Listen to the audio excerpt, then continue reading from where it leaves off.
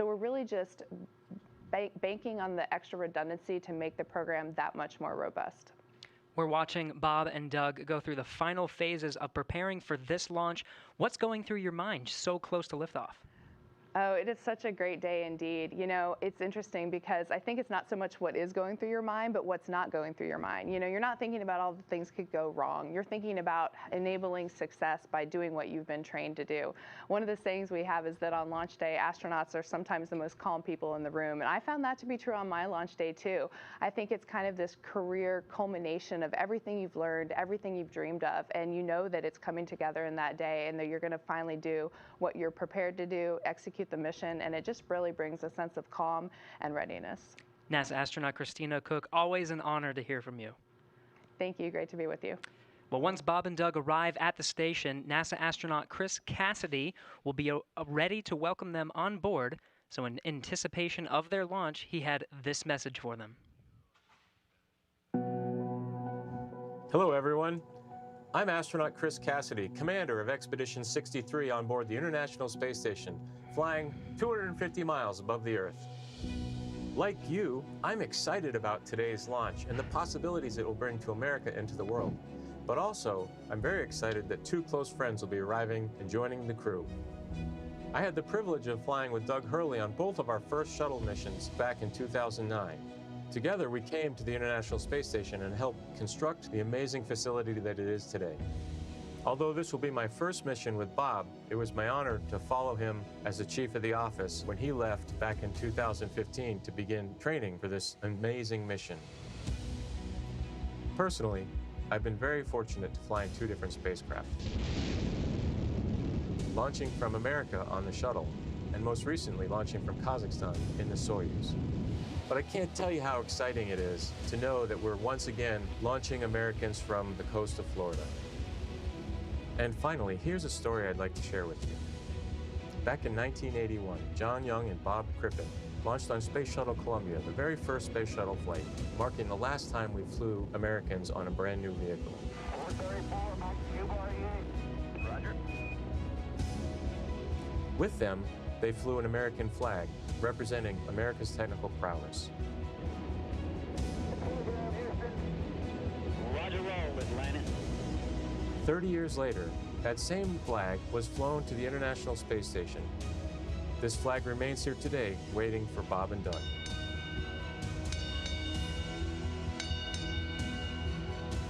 Our flag means so many things to our country, and this small piece of America represents what we'll be able to achieve together.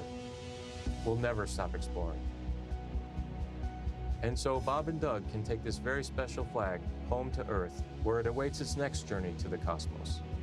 In a few years, the first Orion crew will take this flag with it around the moon. All of this starts today. I'll be watching outside the window along with everyone else in America and around the world. I can't wait to look out the window and see my friends on close approach. Go Falcon 9, go Dragon, and go Bob and Doug. I'll see you soon.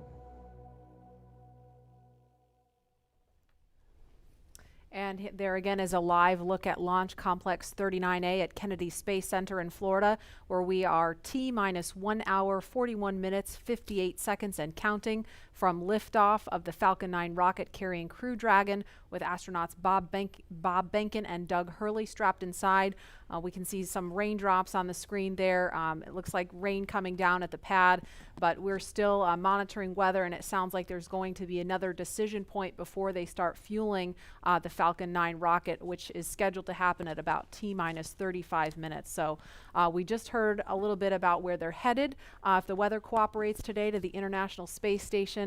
Leland, you've been there twice, and I know just from what you've told us, it's this leviathan in space and the site of so much important work and partnerships happening. Right. Chris Cassidy is up there floating in the Columbus laboratory that I installed, or our team of us installed on STS-122.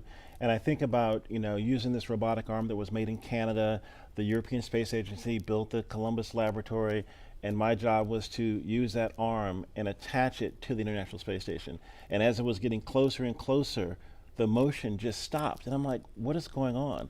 and there are 4 ready-to-latch indicators that have a very slight spring force, that I was moving so slowly with the hand controller, the translational hand controller, that spring force stalled out the motion.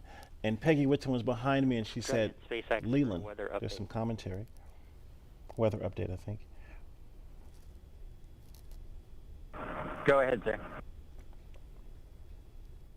Hey, Doug. We're still waiting for a weather update expected at 18 Zulu.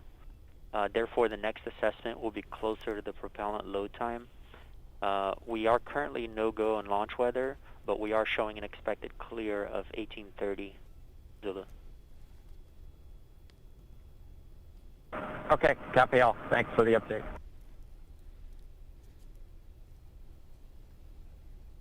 So we just heard if they were to launch right now, the weather would be no-go. However, it sounds like there may be an opportunity if the weather clears, as it sounds like they expect it may. So again, we're gonna keep listening as we continue talking. If we start to hear any kind of chatter, especially if it's about the weather, we're gonna do our best to quiet down so that we don't step on that and everyone can hear it along with us.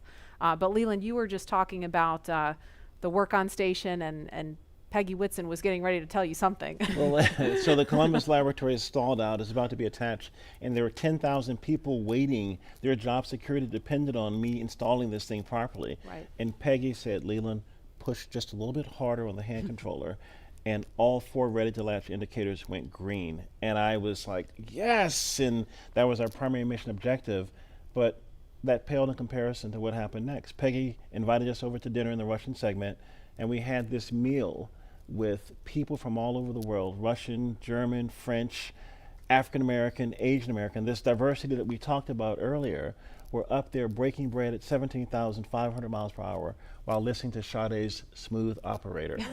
It blew my mind. It was Smooth Operator, right? You What know? an appropriate song for I the know. job too, right? Wow, does she know?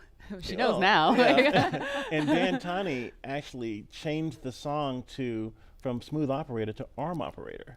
So you see Arm Operator. I love it. Love it. And Leland, you actually, we were in another taped segment when you got a text from Drew Foystel. Can you share that with us? Yeah, Drew Foystel, his good friend, just sent me a text saying that the families say hello to all who are watching and thank the nation and the world for their support and interest. And Chris Ferguson just actually sent me a text. He was the commander on STS-135 and one of my classmates from the 1998 class, and he says, way to go, Godspeed on Crew Dragon. That's awesome. It's great to hear those words of support. Thank you guys for watching, and everybody following along at home. I mean, the COVID-19 situation has been just a tough time for people stuck inside, homeschooling their kids, still trying to do their jobs, and so it's really cool to be able to watch this happening. And we see the pad closeout team.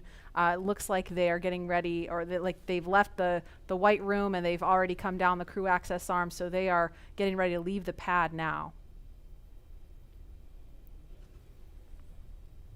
And we are going to go now to the Operations and Support Building 2, where Daryl Nail is standing by with NASA's Chief of Staff to talk to us a little bit about some of NASA's ambitions beyond the International Space Station and its work with the Commercial Crew Program. Daryl? Yeah, that's right. We're here in the mission briefing room at the top of Operations and Support Building here, where there's a lot of important people that are gathering to watch the launch here. And one of those people is not me, by the way. One of those people that is important is Gabe Sherman, NASA's Chief of Staff. We appreciate you being here. Hey, thanks for having me, Daryl. You got kind of the insight of what's coming down the pike here at NASA. So of course today is Commercial Crew, and we're focused on that and seeding the commercial market. But what's off in the horizon for NASA? Well, I'll just tell you, it's an incredibly exciting time to be at NASA, and you know this. I mean, you're here every day. But whenever you think about what we're doing with Commercial Crew, in the horizon in July, we're launching Mars Perseverance, which is just going to be an incredible thing for us.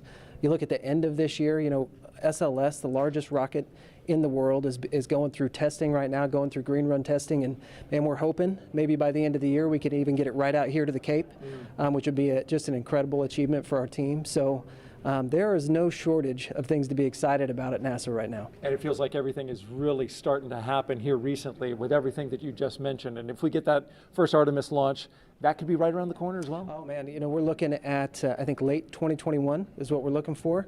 And so you think about SLS potentially moving from the Green Run to the Cape. You've got Orion finishing up its last little bit of testing. It moved from Plumbrook earlier this year, our station up there in Ohio, down to KSC. So we're looking at checking it out throughout next year.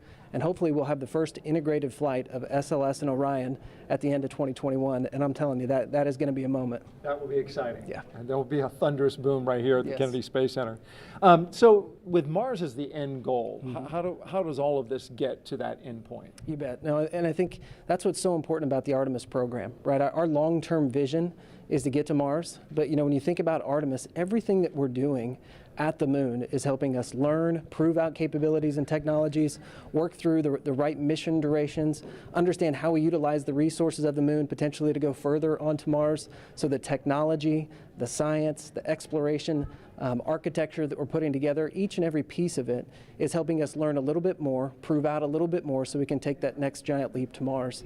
And so everything that we're doing at the moon helps prepare us to move on to Mars. How about the activity in low Earth orbit, like Commercial Crew, which is happening today? Yeah. How does that help us for missions to the moon? Yeah, I think anytime you're launching humans, you're learning, right? And you're taking what you've learned and you're moving it forward to the next mission. But I think it's really about the business case. If you think about what Commercial Crew is, it's NASA moving from owning and operating hardware to buying a service, right? And if you remember just a few weeks ago, man, we awarded 3 contracts on the human landing system to commercial companies. And so we're hoping that we move to a day where we're actually buying a service to get our astronauts back and forth to the moon. So actually enabling the commercial market to go from low Earth orbit all the way out to lunar orbit. And so Commercial Crew is a great proving ground for that, helps us prove out that business case, build those partnerships, and then we get a feed forward to the moon. So it means a lot. This means a lot as we move out. And it's really exciting when you talk about the Commercial Crew, the commercial aspect going to the moon. Right. And those partners.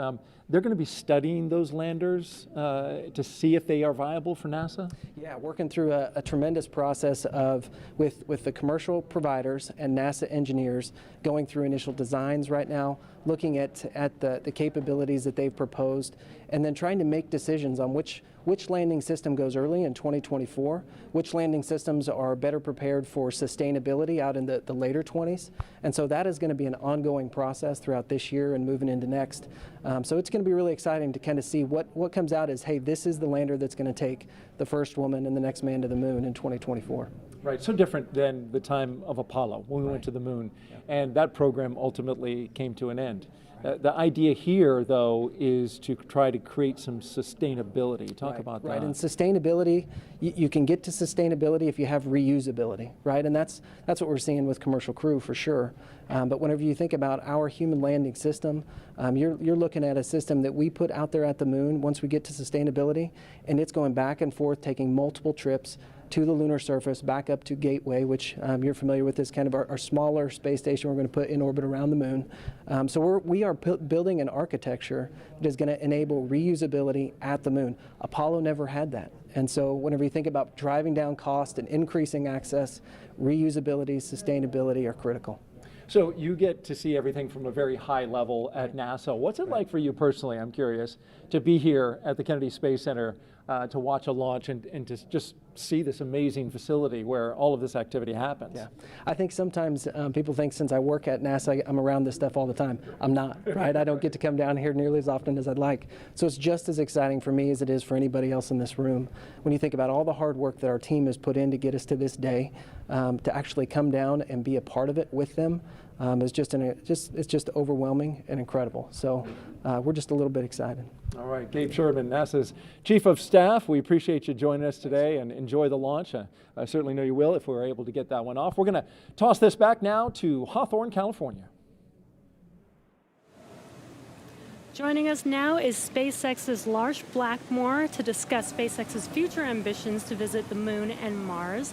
Thanks for joining us again today for a second round. You're welcome. Could you tell us just a little bit about your background and what you do here at SpaceX? Yeah, well, I'm in charge of entry and landing for Starship, which is SpaceX's next rocket after Falcon 9. And before that, I worked for many years on the same thing for Falcon. So hopefully today you'll see another one of those landings on a drone ship. Awesome. And speaking of that, what role does reusability play in getting people to the moon and Mars in the future? Well, it's really all about making human spaceflight affordable. And what you want for that is a 100% reusable rocket.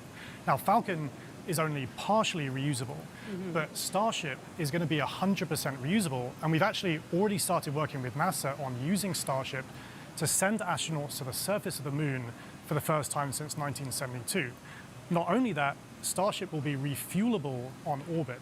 And the combination of those two things will let us send people basically anywhere in the solar system with more payload for less money than I think people have really been contemplating. I think for the first time we can seriously talk about things like lunar bases, or what SpaceX cares about most, a self-sustaining civilization on Mars.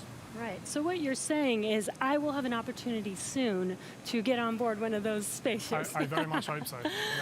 So speaking of reusability and landing, I know you mentioned Starship will be refuelable in orbit, but Falcon does come back and land back on Earth. What are the challenges with actually landing on the moon and landing on a planet like Mars? Yeah, well, you can't land like a plane, because the moon and the Mars either have no atmosphere or have a very thin atmosphere, and even if you could, there's no runway that someone's built for you. So that's one of the reasons that we do propulsive landing on Falcon, because we want to figure out how to do propulsive landing. That fundamental architecture works on basically any planet. If you have no atmosphere like the moon, you do a propulsive landing burn all the way. If you have a thick atmosphere like Earth, you let the atmosphere slow you down as you float down and do a short landing burn at the end. And for Mars, which has an atmosphere but a very thin one, you do something in between the two. Wow, yeah, that sounds really difficult, and I'm sure there's been a lot of effort put into that. Can you tell us anything about what we're working on now to get us to a point where we can do a landing like that in such a harsh environment? Yeah, so figuring out propulsive landing is really the key part of it. But what people may not realize is that every time we bring Falcon back, we do something called an entry burn. So just before we hit the atmosphere, we light the engines to slow the rocket down. That happens high up where the air is very thin. And it just so happens that the conditions there are very similar to what a Mars landing burn would look like. So even though it takes months to get to Mars, and you can only do it every 2 years when the planets line up, we effectively get to practice Mars propulsive landing every time we bring Falcon back, including, hopefully, today. Wow. And as you mentioned, every time we bring Falcon back, we learn something new. Can you tell us a little bit more about what we learn after the vehicle has returned and we're able to check out the vehicle? Yeah, so Jessica actually mentioned this earlier, that I talked about how cost is really one benefit of reusability, but reliability is the other benefit. I mean, imagine that you do all this planning to send a rocket up through the rigors of launch and re-entry, but you don't get to see the rocket afterwards. And what we would like to do with reusability, what we've been able to do with Falcon 9, is see the rocket, inspect it, and because of that, we've been able to correlate our models pre-flight to what actually happens when you launch, re-enter, and land a rocket. Right, instead of just guessing what happened to the vehicle after it's left. Exactly. That is amazing. Well, thank you again for joining us today for a second round. Hopefully the weather works with us today in a couple hours, actually. Let's throw it back to KSC with Marie. All right, actually we have Lauren here. Now today's mission opens up the door to one day allowing the general public to be able to visit places like the moon and Mars. And as you've heard through several interviews today, reusability is a really, really important part of that. Imagine if every time you flew a plane from LA to New York, you threw it away at the end of the flight. That would mean essentially airline travel would be too expensive, costing hundreds of millions of dollars a flight, and almost no one would be able to fly. And so that's what SpaceX is trying to do here with reuse, allowing not just a handful of people to be able to go to space, but tens of thousands and hundreds of thousands of regular folks like you and me to be able to go to space. So, myself, when people like me have a chance to go, I know my dream is to land on Jupiter's moon, Europa. Scientists believe that there is a liquid water ocean underneath the ice and that it has the potential to be habitable. And so I'm super excited to get up close and personal to maybe some space fish.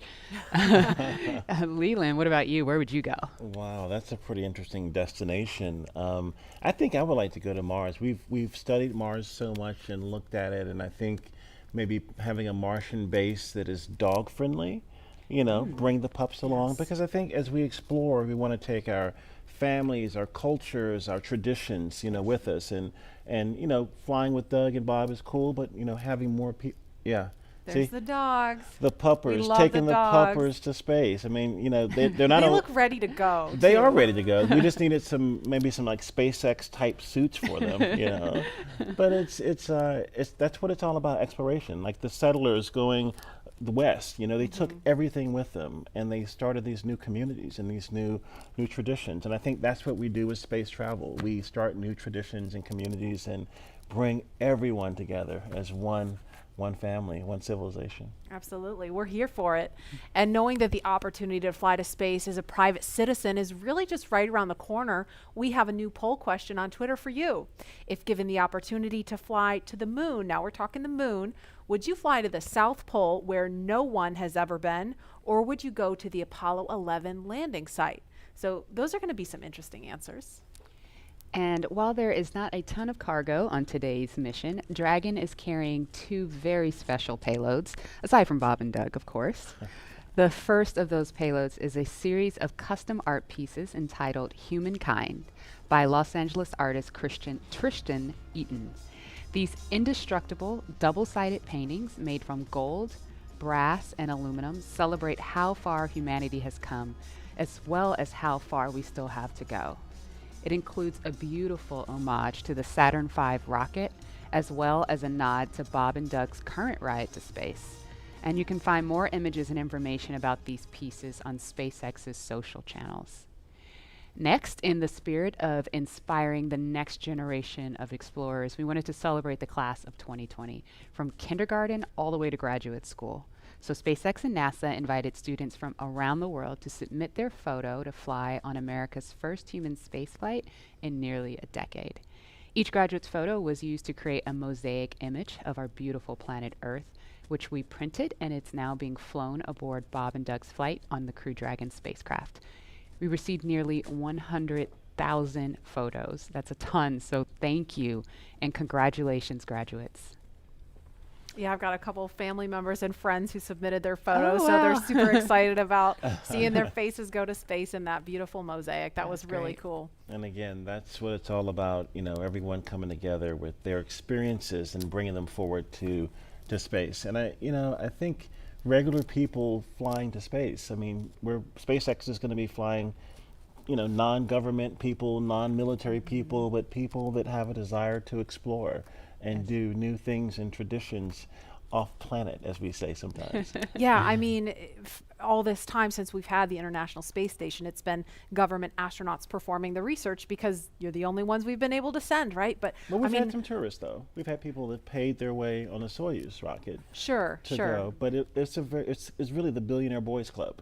That's what Pharrell talks about with, it costs so much money to go to space, and I think that price point will come down as we make this more amenable for everyday people. Absolutely. And then eventually being able to fly artists and musicians and poets. People can tell the story of what they've seen out there in a way that really connects to the soul of people down on Earth, so they feel inspired to go. Exactly. Now, following today's mission, we will be one step closer to a future where we can all have that opportunity to gain the orbital perspective and explore new worlds. In just over an hour from now, Bob and Doug will be the first people to launch on an American vehicle in almost a decade.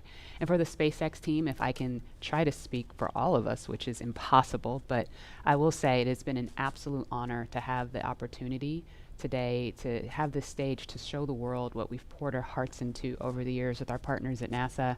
And it's just deeply humbling to know that the agency and that Bob and Doug have entrusted us with this critical mission. The responsibility that's on our shoulders is huge, and we're just so grateful to be here today. Absolutely, and I know that our NASA teams really share in that sentiment. We heard from just a handful of them earlier when Bob and Doug were riding out to the launch pad. But there's so many people that we're probably never going to see or hear from on the public stage, but that have poured their hearts and souls, as you said, into this mission. All the engineers up late hours, checking, double checking, triple checking everything to troubleshoot and solve problems and get us to this point. So it's just really awesome that we've made it to this point. When you think about legacy, Katherine Johnson, who helped get John Glenn to space, her daughters are watching right now. And that, again, that legacy going forward to the future of space travel is powerful. Wow. And we heard from two icons of science and exploration on Wednesday, and we couldn't resist sharing these shout outs with you one more time. Wow, we're making history again. The NASA program. I'm there with you guys in spirit. Bob, Doug, good luck. I know you'll be fine. I'll be watching and got everything crossed, arms, legs. I'm tied in a knot. Can't wait for you to get back safely. This is the first time a U.S.-built rocket has taken people into space in 9 years. It's quite an accomplishment. So for us at the Planetary Society, more rockets means more exploration. More people in space means more exploration. More countries involved in the endeavor of spaceflight means more exploration. This is how we know the cosmos and our place within it. So congratulations, SpaceX. Here's wishing your team, and the crew especially, a safe journey and the joy of discovery. Let's go. So great to hear from William Shatner and Bill Nye, two very recognizable faces following along on the mission. Yeah. And we want to go over to Dan and Jesse in Hawthorne, where we are now just 1 hour and 18 minutes from launch. Dan, Jesse? Hey, thanks, Marie. Yeah, 1 hour, 18 minutes. I think we're tying ourselves in knots, just like Captain Kirk. We're really hoping the weather cooperates. In about 20 minutes or so, we might clear. So we're getting hopeful. We're getting our hopes up. Yes, yes. Very excited. Again, we're T-minus 1 hour and 18 minutes from launch, and the anticipation is real over here. Since arriving at the spacecraft, Bob and Doug were helped by our closeout engineers to get into their seats, attach their suits to special umbilicals that provide breathing air, pressurized nitrox, and a communications link to Dragon systems. They conducted leak checks, which were successful, and communications checks with the core here in Hawthorne, which is the person who will speak to them directly throughout the mission, as well as the launch director in Florida. This is where they are checking their comm path through both ground stations and the tracking and data relay satellites that we'll use to talk to the crew the entire way to the station. And after all of those suit leak checks were successful, the closeout team was able to get out of the Dragon capsule and seal up that hatch, which also got its own leak check and was confirmed successful. At this point, the closeout team is out of the pad. They're away from the BDA, the blast danger area, and weather operators are about to kick off their final checks on wind speeds at the pad, which are going to be used during the final go, no go for launch. So we're all keeping eyes on the weather right now. Before we get to that final go, no go, all the various teams at both NASA and SpaceX are going to do internal go polls, just making sure conditions are right with Falcon 9, the Dragon, the crew, the range, and the space station before the final go is given. So let's check back in with the man over in Houston, Gary, for a status and the team supporting the space station for their readiness for launch.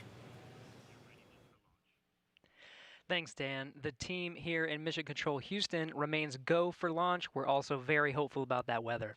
All systems on board the station that are required to be healthy for this mission are continuing to look good. Chris Cassidy is wrapping up his workday, and we'll be watching Bob and Doug launch here in just under an hour.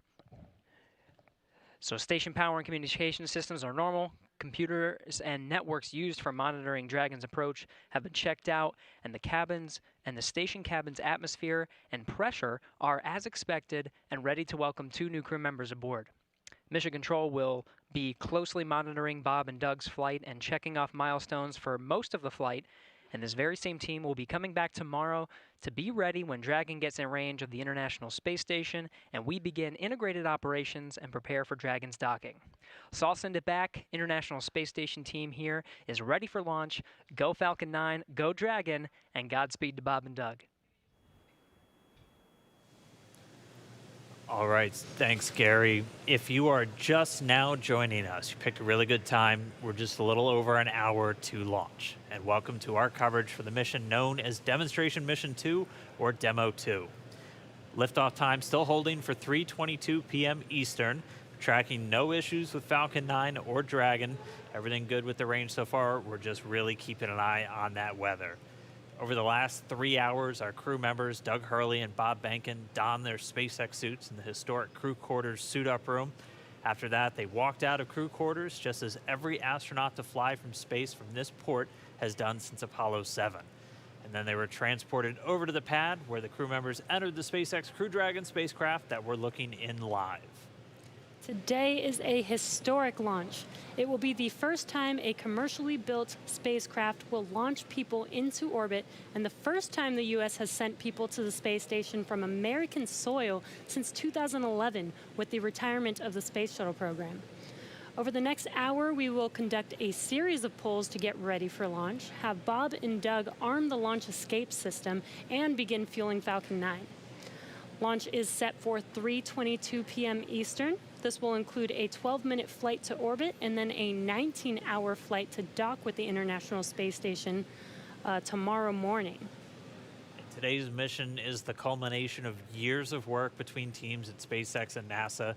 Demo 2 is going to be an end-to-end flight test starting with this launch today, going on to dock with the space station tomorrow, and then splashing down at the end of their mission. And this is going to be the final test for NASA to certify SpaceX for regular crew flights to the space station. We've been hearing a little bit from the crew on board Dragon, which you can see on your right screen. They are currently strapped into their seats and already through communications and leak checks. They're able to follow all the milestones still ahead on those display panels just above them, getting insight into all Dragon and Falcon 9 systems as we proceed towards launch.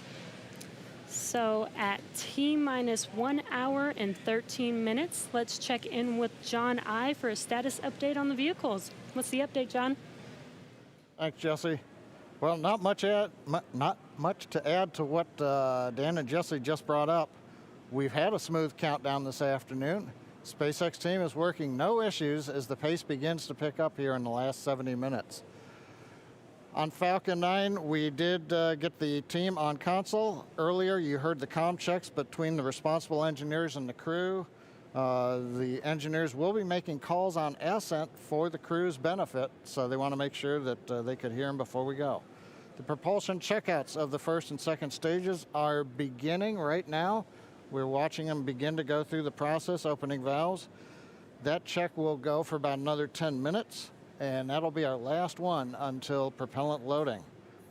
Now the team will assess readiness for launch with a final go-no-go poll at T-minus 45 minutes, and that'll be followed by propellant loading starting at T-minus 35 minutes.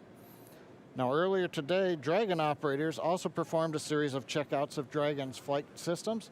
The spacecraft is also currently go for launch. Our NASA crew, astronauts Doug Hurley and Bob Behnken, are currently inside Dragon. The hatch is closed.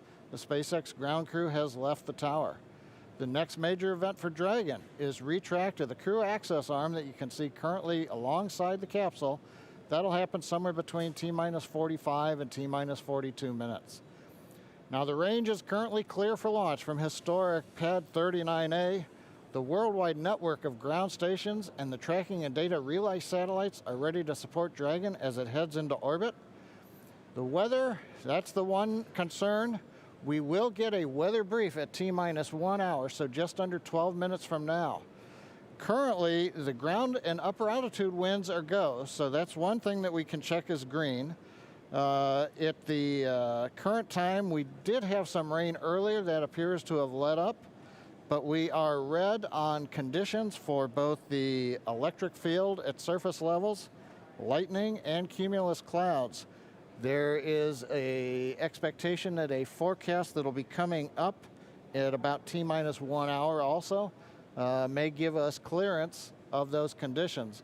So everything is focusing now on the weather brief at T-minus 1 hours. Also, we should hope to hear about the final check on the ascent corridor. That's the weather along the Atlantic seaboard in case Dragon had to abort on the way to space. The conditions there have been marginal, but the expectation that it would be good for launch.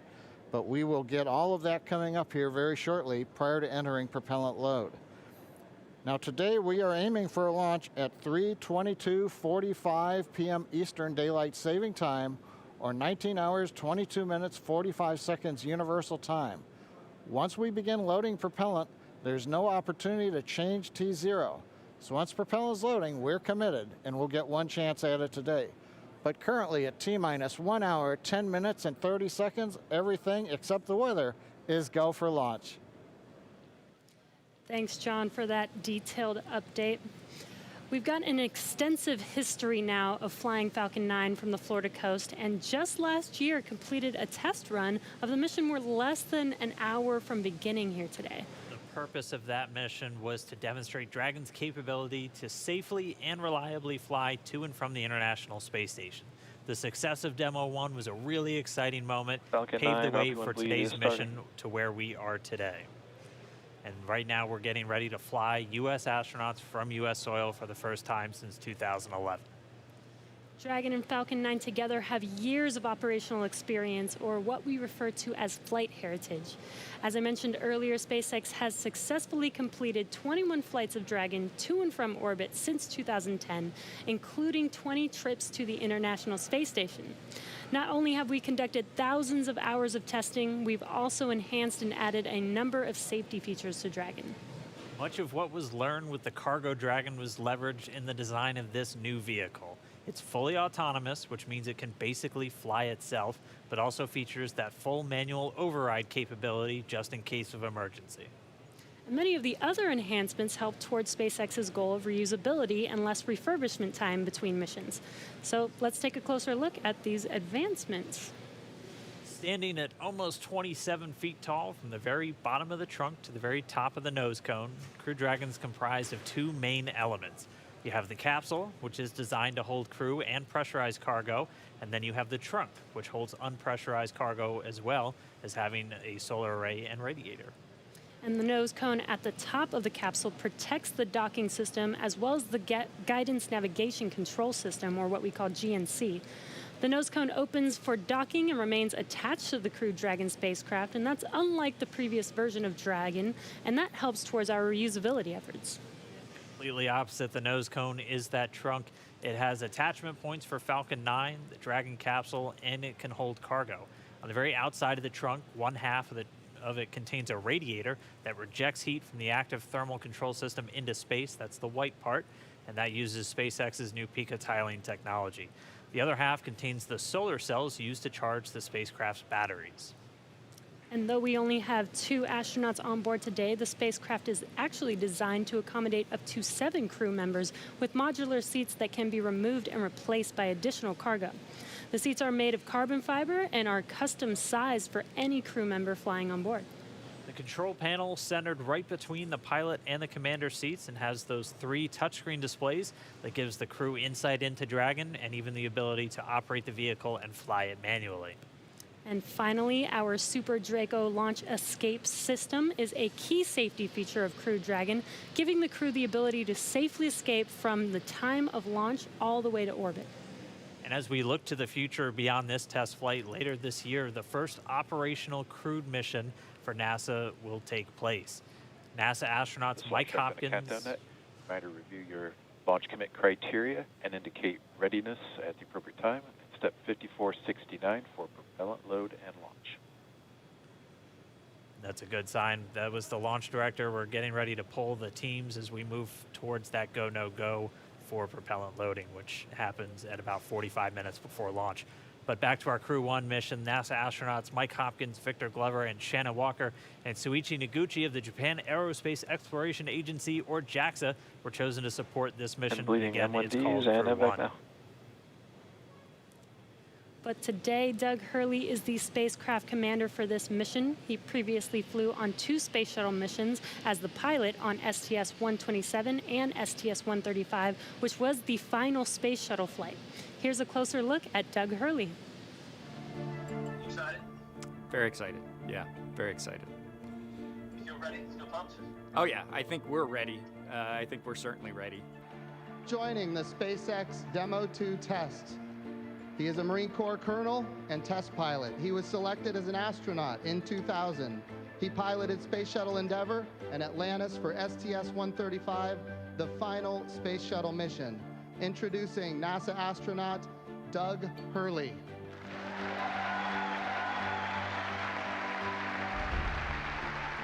It's a life-changing process in so many ways to fly into space. It's just overwhelming in some respects. Just the sensations, the rumbling, the shaking, the acceleration. My name is Doug Hurley, and I'm the spacecraft commander for the Demo 2 mission to the International Space Station.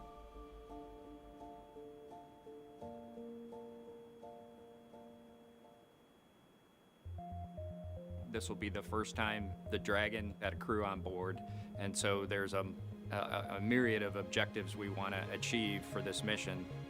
What would work on orbit, what might not work on orbit, what would definitely work. To be able to just have the entire integrated team that's going to support us getting to and from space station, it was really neat being part of it. You know, we are the lucky ones that get to fly it, but we certainly not for 1 second take for granted the amount of effort that so many other people had to put into this to make it successful.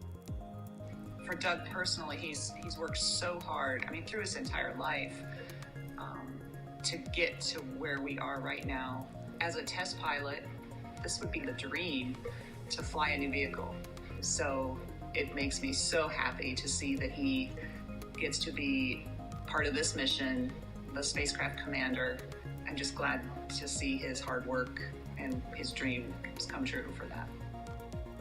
It's been a long road in a lot of ways for not only us, but certainly for all the folks that work in the Commercial Crew Program, as well as SpaceX in our case, just working to get to this point.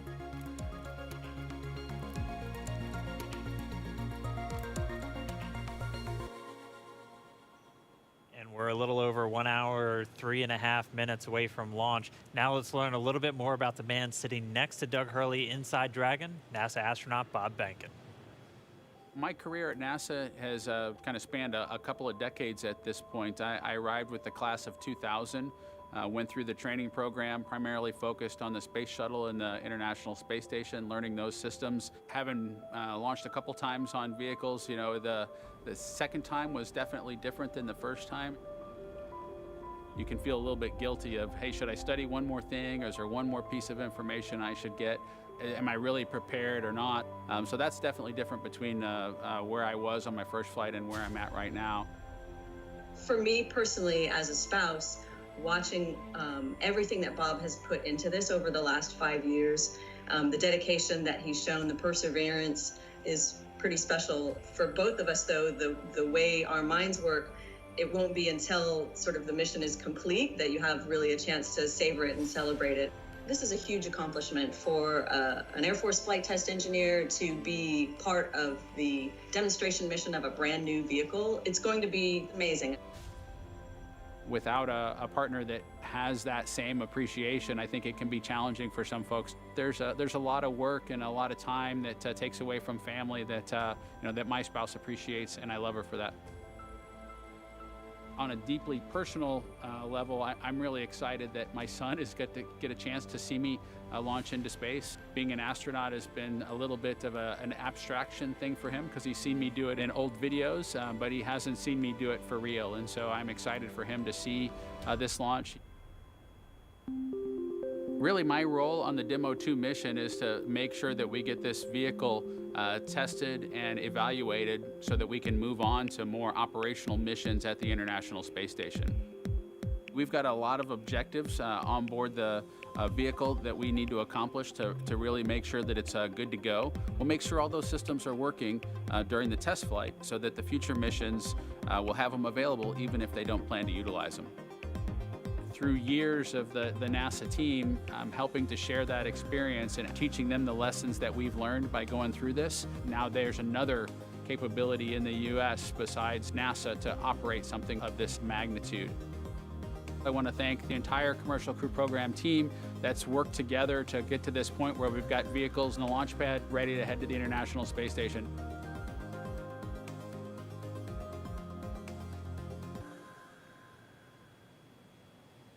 If we look even further into the not-so-distant future, flying on a mission to space will be an option for more people as SpaceX plans to also fly private astronauts on board Dragon. Earlier this year, SpaceX signed an agreement with the space tourism company Space Adventures to fly up to 4 passengers on an orbital trip aboard Dragon as early as next year. And of course, it's NASA that is making private astronaut missions to the space station a possibility. We are looking forward to these missions, and we hope that you guys are all too. All right, we are just 20 seconds away from T-minus 1 hour. This is going to be a really big moment that everyone's going to want to listen to. We're expecting a weather update, obviously hoping that the weather is improving, and so we should find out in the next 10 seconds or so. So we're going to stand by for a moment and wait for the Corps to give Bob and Doug a call, and then we'll all hear Dragon, the latest. SpaceX, we're at T-minus 1 hour.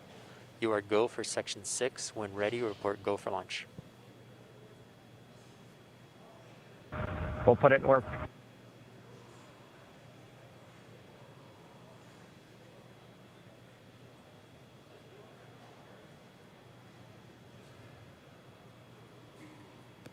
And that right there was a call for the crew to refer to some of their procedures. They do some final checks. You can see them checking harnesses, checking helmets, just making sure that they're strapped in and ready to go. And once they're done with that, the crew will report their readiness for launch.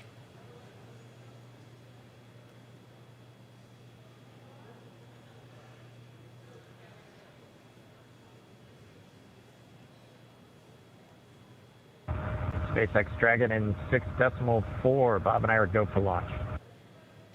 Copy, go for launch. And next up will be go no GoPro at T-minus 45.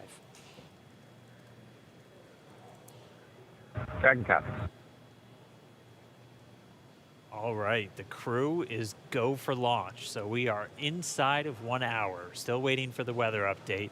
But I mean, this day is one for the history books. We're returning crewed launches to station from American soil on American rockets. It's been almost 9 long years since we retired the space shuttle program.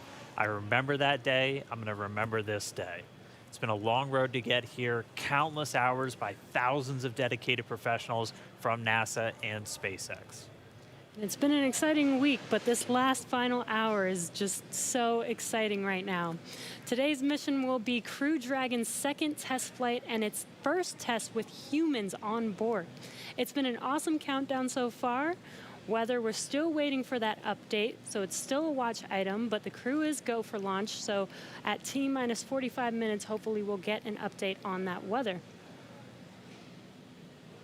We've had a really clean countdown so far. It started with suit up just over 3 hours ago. The SpaceX team helping Bob and Doug put on their suits, conducting initial checkouts, including an initial pressure and leak check before they got to the actual walkout. And all of that done in that operations and checkout facility. The crew walkout was where Bob and Doug gave their final goodbyes to friends and family gathered outside the operations and checkout building before they began that roughly 20-minute ride to pad 39A. Really touching moment, saying goodbye to their family, both their wives and sons right in front of them. Yeah, a very touching moment. It's incredible to be able to watch these moments. And as they got into their Teslas, we got to watch them ride all the way to the pad, and we got some great footage there. And as you can see on your screen, this is some playback from earlier of them getting into those Teslas, about to make that drive down to the pad.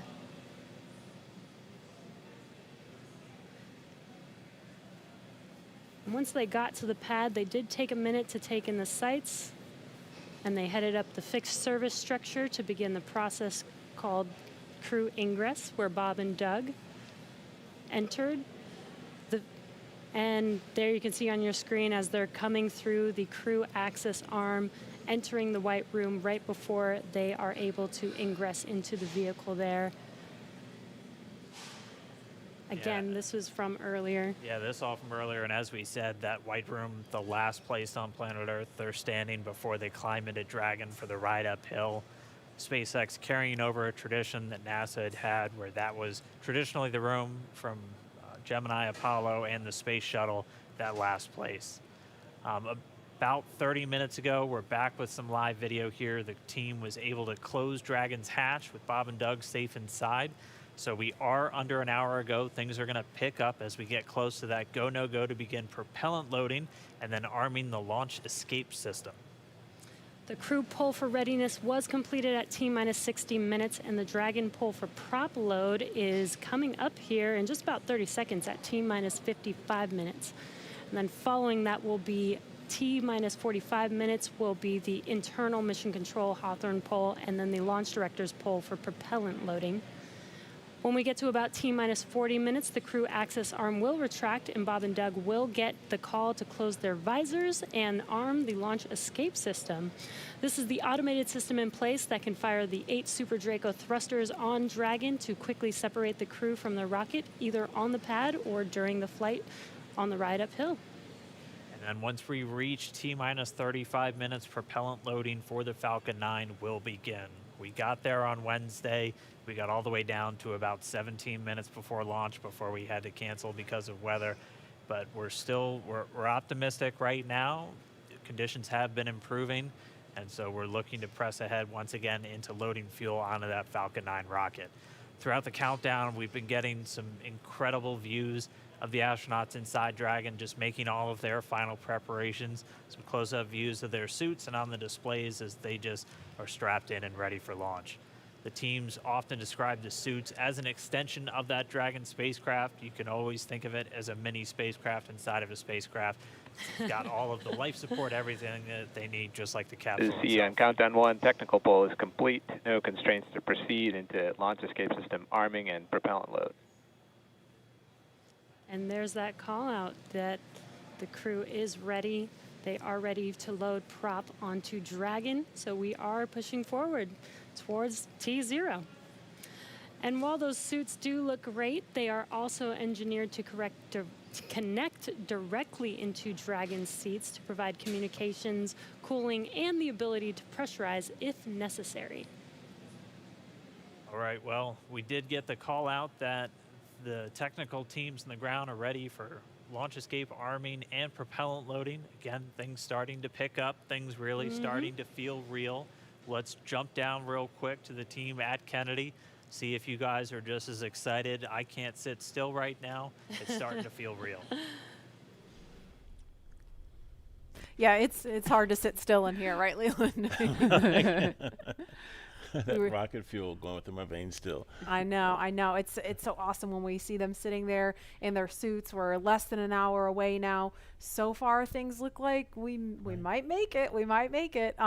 So I want to ask you what it was like the first time you put on a spacesuit when you knew you were going to space. Oh, that was February of 2008. We were in the ONC building getting the pumpkin suits on. A little bit different than the SpaceX fly SpaceX suits, but it was kind of surreal, you know. And to think that all of these, I took 10 years of training to fly in space. It took me 10 years from when I got in the Corps in 1998 to flying in February of 2008. So it was a long road to get there, but it was so worth it and so sweet. And you know, learning how to use the green apple, the connections for oxygen, for cooling, much different than these suits that we have here with SpaceX. And so it's a lot more complicated to go through that whole series of things that you have to do to make sure you're safe in the suit. But we've evolved, we're ready, and they look so cool and calm and collected in their suits and in the vehicle. They're focusing and getting ready to fly in space. And there's so much excitement around the center. I know, Leland, you've been getting some messages. You got another message from another astronaut. Yeah, Sunny Williams. Okay, so Sunny, She's kind of the best. She's Sunny is she's awesome. a commercial crew also. She was one of the original cadre. She was one of the original 4 who trained with Bob and Doug from the beginning of the commercial crew program. And she's one of my classmates. Look at her there. What is she wearing? There she is. Hey, the Sunny. meatball. I forgive you, Sunny. No, she had the worm one on Wednesday, so she wore the meatball today. So she's the best. But now she can wear the worm ball, I guess. Yes. The worm ball, yeah, she can mix it up. But yeah, Sunny's awesome. She's training to fly on the Boeing Starliner in the not too distant future. So really glad she's watching and showing some love. So thanks a lot, Sunny, for sending that note. And again, we're looking at a live view of the Crew Dragon on top of a Falcon 9 rocket. You can see the crew access arm to the right of your screen. That's the hallway that Bob and Doug walked down to get into the White Room, which was the last place we saw them standing up before they climbed inside Dragon. And again, the wider shot there of Launch Complex 39A, where we are inside of an hour from liftoff, and I think we're just a couple minutes away from the pull we're going to hear before they start propellant load. Again, a 2-stage rocket there, and gosh, you guys, the weather looks not that bad. I mean, obviously that is not an official forecast, but it doesn't look quite as bad as it did Wednesday. We've got a little bit better odds. So there's the countdown clock. We're to helium.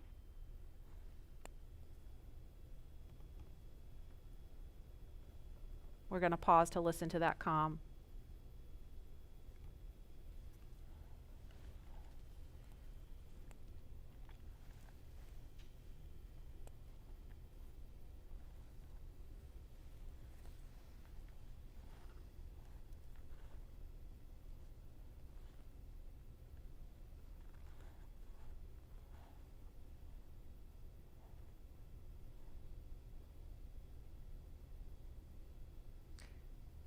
If you're just joining us, we're less than 50 minutes from the scheduled liftoff of the Falcon 9 rocket carrying Crew Dragon. And if we start to hear any kind of update on weather or polling, we will pause to listen in for that. But if things go as scheduled, we should be hearing the launch director verify go for propellant load at about T-minus 45 minutes. So we're going to send it over to Hawthorne to carry the ball. John Innsbrucker or Jesse, are you there? This weather is go at this time. Dragon copies, go weather.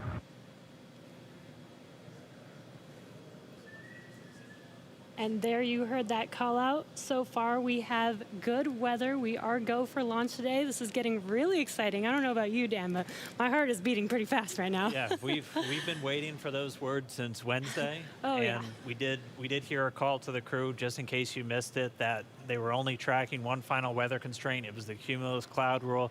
They were expecting it to clear up within 10 minutes, and it's cleared up now. So we are currently go on weather.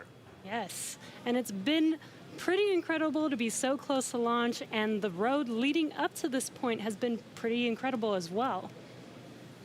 It has been. It's been a partnership between NASA and SpaceX. We've been working together since SpaceX started flying cargo to the International Space Station, now getting ready to launch crew.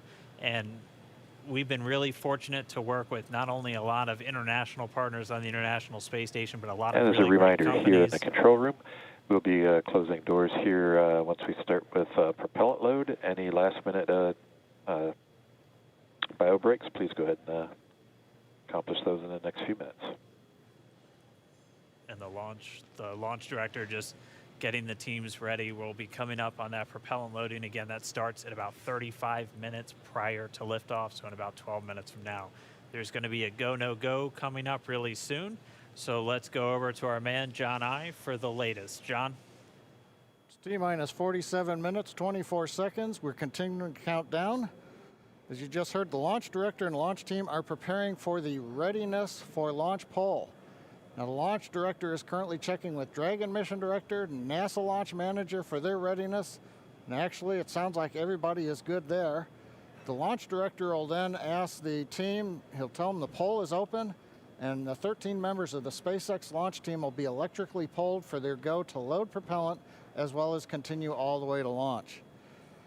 Now, we will hear that poll results and a briefing from the launch director at about T-minus 45 minutes. The good news right now is that the weather is go. All the conditions that were read shortly a while ago at T-minus 1 hour have cleared. We're, as the weather forecaster said, cautiously optimistic. Currently, Countdown. the probability... Poll is complete. We're go for propellant load. Well, we got an early call out there. And launch control clear to retract the access arm on time.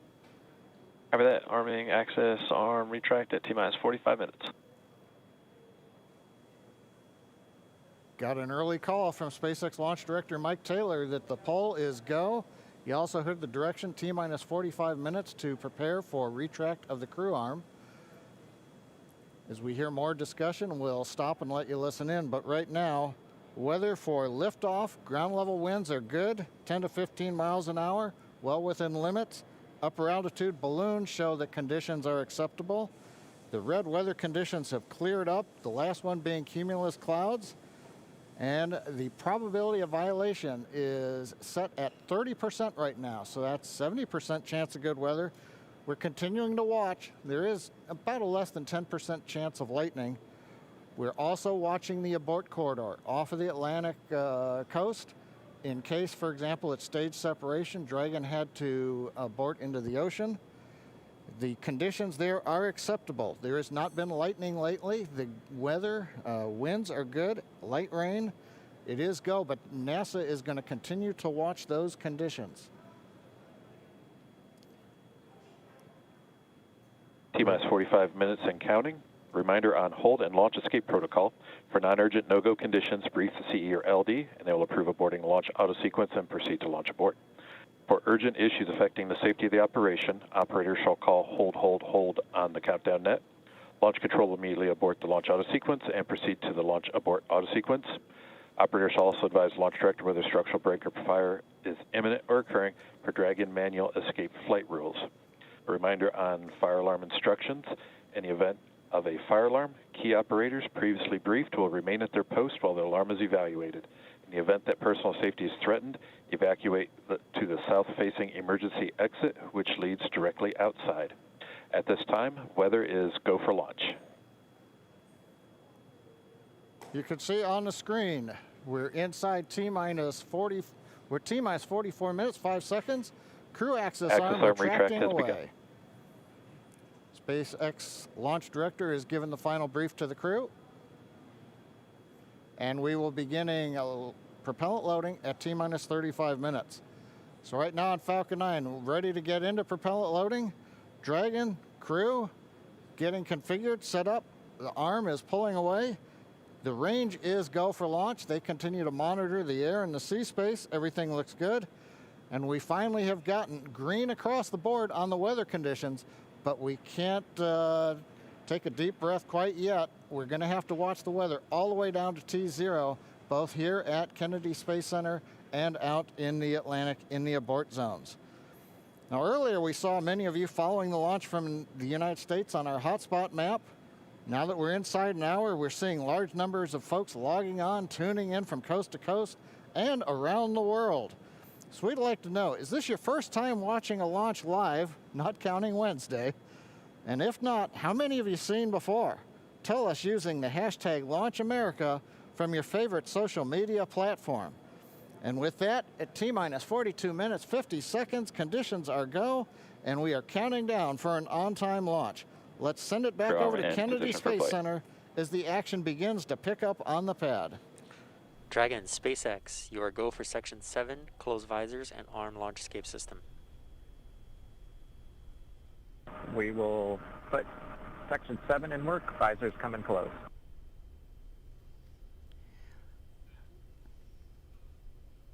All right, the countdown clock is continuing to tick. My heart is continuing to beat 5 million beats a second, and we are getting so close. SpaceX Dragon in 7.2, visors are closed, we're arming launch escape system. Copy. And as you just heard, the crew is arming the launch escape system. That is one of the absolute last big milestones prior to liftoff, other than nominal Falcon operations.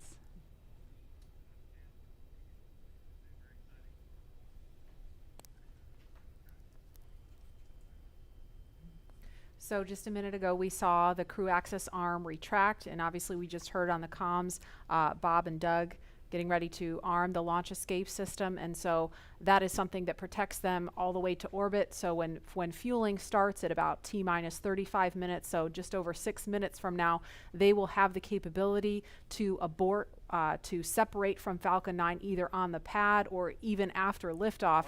That's a critical safety capability. And we are going to go over to Hawthorne now to take us through these next minutes. Jesse? Section, switch in to nitrogen. And we did hear that call out that they are arming the launch escape system, so very exciting. SpaceX has designed Crew Dragon and Falcon 9 to be the safest launch system ever flown. So we brought back Nick Picone, SpaceX's Nick Picone, to talk more about this again. Thanks for coming back and joining us today, Nick. Hey, Jesse. Happy to be here. Still monitoring the launch here with our recovery and ground operations teams. Awesome. And Nick was our mission manager for our in-flight abort test earlier this year and now works on the Starlink team. Nick, on Wednesday, you talked about the launch escape system. Could you just give us a brief summary today for those that are joining today? Sure. So the launch escape system, again, is our ultimate safety feature to keep Bob and Doug safe in the event of a major Falcon anomaly on the pad. The system is designed to automatically fire if either vehicle detects a dangerous condition developing. And if that happens, Dragon will use its 8 Super Draco engines to push the capsule off and away to a safe distance away from this Falcon. This capability is absolutely critical. It's what keeps the crew safe, and we're now active and armed on the pad with it protecting the crew. And as you mentioned, the launch escape system allows the Dragon to separate and get away from the vehicle. I believe it goes into the ocean. What happens after it lands safely in the ocean? Correct. So for most of our failure modes, the successful end state is Dragon deploying parachutes, splashing down safely in the ocean. But since a launch escape can happen while the vehicle's on the pad or anywhere in flight up through orbit, it could be splashing down right off the coast of Cape Canaveral. It could be splashing down thousands of miles away in the North Atlantic. If that happens, to make sure we can get to Bob and Doug as quickly as possible, the Space Force's 45th Space Wing, Task Force 45, has pararescue teams staged and ready all around the world, ready to drop in and rescue Bob and Doug as soon as possible. And you mentioned that the launch escape system will keep them safe all the way up to orbit. What other options are there after Dragon is in orbit? Sure. So if for any reason we're unable to dock to the International Space Station, we have several pre-planned return trajectories, which will bring the capsule down to a splashdown point close to shore, where NASA and SpaceX recovery forces will be waiting to recover them. It'll look like an otherwise totally normal recovery operation, except for the early end of mission. This operation is something we're doing with one of 2 identical crew recovery ships. We do that because the landing sites, we want to maintain as much flexibility as possible. There could be changing weather conditions that bring down one site and leave the other one up. So we have those 2 identical ships, one in the Atlantic, one in the Gulf of Mexico. And our space operations team can redirect the spacecraft to go to whichever site is the safest option for the crew at that time. And with the vehicle, in almost any scenario, it sounds like the vehicle will land into the ocean. And it may look like a gentle landing into the ocean, but it's a pretty dynamic event happening. And you mentioned there are teams that are ready to go and rescue the vehicle and the astronauts on board. How do you prepare for something like that, especially with so many different scenarios that could happen? Sure. So we're lucky to have had about a decade of recovery experience with Cargo Dragon 1 in our previous trips to the International Space Station. That, along with our booster recovery missions, we've got a great team of recovery operators here who have a lot of offshore experience with our spacecraft. The system, though, that we took that experience, we built up a new crew recovery ship, 2 identical crew recovery ships, I should say, which have a lot of those lessons learned baked into the design of that ship and the operations. These new ships have complete medical facilities, an operational helipad, and redundant communications, power, and propulsion to make sure they're robust and ready for anything we encounter offshore. We've also done tons of training exercises with SpaceX team, the NASA team, and the rescue forces I mentioned earlier, practicing capsule recovery, emergency scenarios where we have to get the crew out of the capsule while they're still in the water, as well as those helicopter evacuations, taking off and landing from the pad many times, so that we make sure the team is ready to do that. They're all staged and ready. They feel ready to support, and will be ready to call on us if anything goes wrong today. Awesome. It sounds like Bob and Doug are in some really good hands and will be safe no matter what occurs on the vehicle. So thank you, Nick, for joining us again, for walking us through all of those details. I hope you're just as excited as we are for a launch coming up here very, very shortly now. So we're going to send it over to KSC to Lauren. Thank you, Jesse. So as you just heard, fueling is about to begin at T-minus 35 minutes. We are about 50 seconds away from that. And so we're getting really, really close to the first launch of astronauts into orbit from American soil since 2011. The launch escape system is armed, which, as you know, happens before fueling. And Dragon propellant load, that's the propellants that are inside of the Dragon capsule, not the rocket. Prop load for Dragon took place weeks ago and just a few miles down the road in what we call Dragonland. And those propellants, they are MMH, or monomethyl hydrazine, which is the fuel that we use. It's hypergolic fuel. And NTO, or nitrogen tetraoxide, that's the oxidizer. Those two come together and they ignite in space to propel the vehicle. You don't need that TTEB or a third thing to ignite, because hypergolic propellants don't require it. You just need the fuel and the oxidizer. And as you just heard, propellant load has started on Falcon 9, and that's awesome. All right, so that bipropellant system feeds all of the engines on Dragon. So Dragon has 12 service section engines in each, so there's 3 in each quad, 3, 3, 3, and 3. Those are used for on-orbit maneuvering for Dragon. There's also 4 additional Dracos that are underneath the nose cone for large Delta V maneuvers that the vehicle will perform. But the engines that Nick Picone was talking about earlier are Super Draco engines. We have 2 in each quad of the vehicle, so 8 total. And those are bigger engines with a high flow propellant system, and those are what lift Dragon off of Falcon 9 in the unlikely event of emergency that requires us to get off of Dragon, off of Falcon. Now, you probably remember, let's see, Mercury, Apollo, Soyuz, they have that big pointy tower on top. That's the launch escape system for those vehicles. It's actually just another rocket on top of the spaceship that lifts the vehicle off. In the case of Dragon, our escape system is integrated into the vehicle completely. And so that's just better from one less thing you have to jettison every single flight. But it also allows us to have escape capability from the pad before T0 all the way through to orbit. And so even if the very last minute, if we needed to get off of stage 2 while we're in space, we could actually escape to orbit. So yeah, that's the escape system for little baby Dragon here. Thanks, Lauren, and thanks for walking us through that, because I think it's really important that people understand that critical safety capability, and that's the whole point when we hear that launch escape system is armed. What that means is that in an instant, they can separate from Falcon 9, shoot up into the air, and they can splash down safely in the Atlantic Ocean under Dragon's parachutes. And it was designed to do that. So now that fueling is underway, it's been going on for about 2 minutes now. So they have that safety capability ready to go on standby in an instant if they need it. And so we want to go over to Hawthorne now for an operational update from John Innsbrucker. John? Send fuel and stage 2 fuel, all flow rates tracking nominally.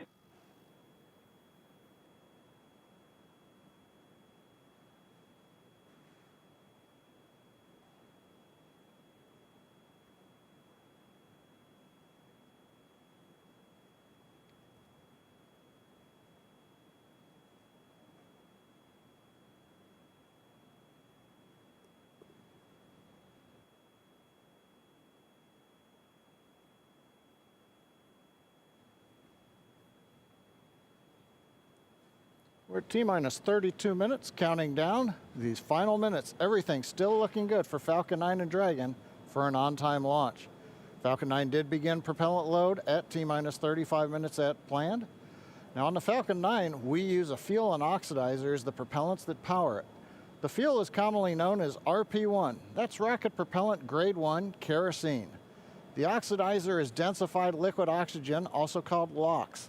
Densified means it is kept much colder than typical for launch vehicles. This allows for more oxidizer to be loaded into the first and second stages. Now with the fuel and oxidizer on hand, we need an ignition source to complete that fire triangle, as we call it. For this, Falcon 9 uses a fluid called T-Teb. It ignites in the presence of oxygen and gives off a green-colored flame. Now it's hard to see on the first stage ignition due to the water that'll be spraying on the pad, but you might just see the green flare as the second stage engine ignites following stage separation over 2.5 minutes into flight. Now currently first stage fuel tank is about 10% full. The first stage, as a reminder, as you look on the left side of your screens, the first stage is the long white cylinder at the bottom, topped off by the black cylinder. So over 2/3 of the rocket is that first stage. So the fuel tank is getting loaded. We're also loading the liquid oxygen into the first stage also. The second stage, which is the top 1/3 between the Dragon and the black cylinder, that's the white second stage, that is being loaded with fuel right now. That's about 8% loaded at this moment. Liquid oxygen loading is going to begin on second stage at T-minus 16 minutes 30 seconds. Liquid oxygen loading will continue on both stages all the way down to the last few minutes of the count. We're also loading helium into pressure vessels on the stages.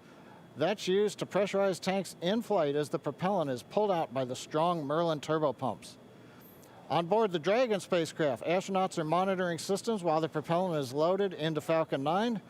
While we mentioned we had trained them with sounds that we had recorded on board. They've been through most of a propellant load, and they are now experiencing those sounds and vibrations. Stage 1, the cryo range helium load continues started. to report no problems. They are go to support launch. Weather, the last of the red conditions cleared up about 15 minutes ago. Everything is marginal but acceptable on the weather. We'll continue to watch all the way through the countdown. Now, as a reminder, today we are now into an instantaneous launch window now that we've begun propellant loading. So at this point, if we hear a hold for any reason, we'll have to stand down and target our backup launch opportunity tomorrow, May 31st. Thanks, John. For Demo 2, Bob and Doug's flight to station will take about 19 hours, and their journey is fairly similar to the trip our Cargo Dragon makes back and forth to the International Space Station, but with two noticeable differences, and that's docking and splashdown. And as we await T-minus 0, in just under 29 minutes from now, the ground operations teams are doing a series of system checks to make sure Dragon and Falcon 9 are both ready for liftoff. And we're continuing to get live views inside the capsule with Bob and Doug, and you're now also looking in firing room 4 down there at the Cape. Once we hit T0 and a successful launch occurs, we will watch Falcon 9 and Dragon make their ascent until the Falcon 9 first and second stage separates and sends Dragon on its way to the space station. And at this point, mission operators will prepare Dragon for on-orbit operations, where the vehicle will execute a series of burns that gradually raise its orbit to align more closely with the space station, as you can see in this animation. And just after putting Dragon into the same orbital plane as the station, the teams will get ready for Dragon's approach and docking maneuvers. The next Dragon will make its approach and actually dock with the space station. And this is a very different process from what we've seen with Dragon cargo deliveries in the past, which use a process called berthing. Berthing requires a spacecraft to approach the station and then stop so a crew member can maneuver the station's robotic arm to capture the spacecraft. Docking on this version of Dragon can be done autonomously with no crew on board the station.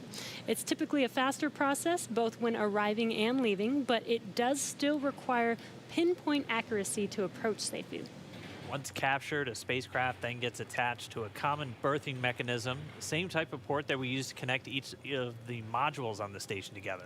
It's a little bit slower of a process, but the hatches are significantly larger than the docking ports, which makes them perfect for bringing up those really big cargo items. Dragon will spend up to 120 days docked before preparing to return home. Following successful completion of Dragon's test objectives and cargo loading operations, the crew will close the cabin, perform final system checks, and configure the vehicle for undocking. Once the automated undocking sequence is complete, Dragon will complete 2 departure burns using its Draco engines, pushing it away from the space station. And then next up on the trip, deorbit entry and landing, or splashdown, which is going to cover all the operations following that final departure maneuver. It's going to include events like the trunk separation, closing of the nose cone, a deorbit burn, and then eventually as they get into the atmosphere, the deployment of the drogue and the main parachutes, and all of that ends with splashdown right off the Florida coast. At that point, teams from SpaceX will move in with their recovery ship, grab the capsule out of the water, and work to get Bob and Doug out of Dragon after a successful mission in space. So we are 26 minutes away from launch. Fueling of Falcon 9 is continuing. Let's check in one more time down with the team at Kennedy. Murray? All right, thanks, Dan. We are so pumped right now because things have cleared up and it looks like we might actually do this today. If you're just joining us, we are now 25 minutes, 46 seconds and counting from the first launch of astronauts to the International Space Station from U.S. soil in 9 years. This will mark the beginning of a new era where more people will be able to fly to space than ever before.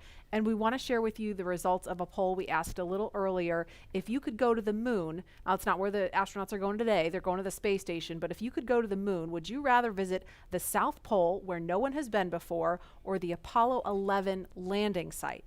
And it was a pretty even split. We had 46% of you say you would go to the moon's South Pole, and 54% of you would go to the Apollo 11 landing site. I kind of side with the Apollo 11 landing site because I'm a history buff and I want to see where Neil Armstrong and Buzz Aldrin set foot. So I don't know. What do you guys think? Lauren, which place would you go? I'm with you on that one. And I would love to go see that flag there and those footsteps, those footprints there. Still be there, right? There's no wind up there. Should still be there. Leland, how about you? I think I'm with both of you because it's just like, you know, the meatball, you know, the classic. Yeah. Going to the classic spot, and that's where all of it started. That's where all that inspiration came, even though I was an antenna engineer not seeing it. But besides that, that's history. And hopefully maybe it wouldn't have to be one or the other. That's true. Exactly. Yeah. I mean, yeah, we're going to learn more from going where we've never been before. Exactly. And so we need to go to the South Pole too.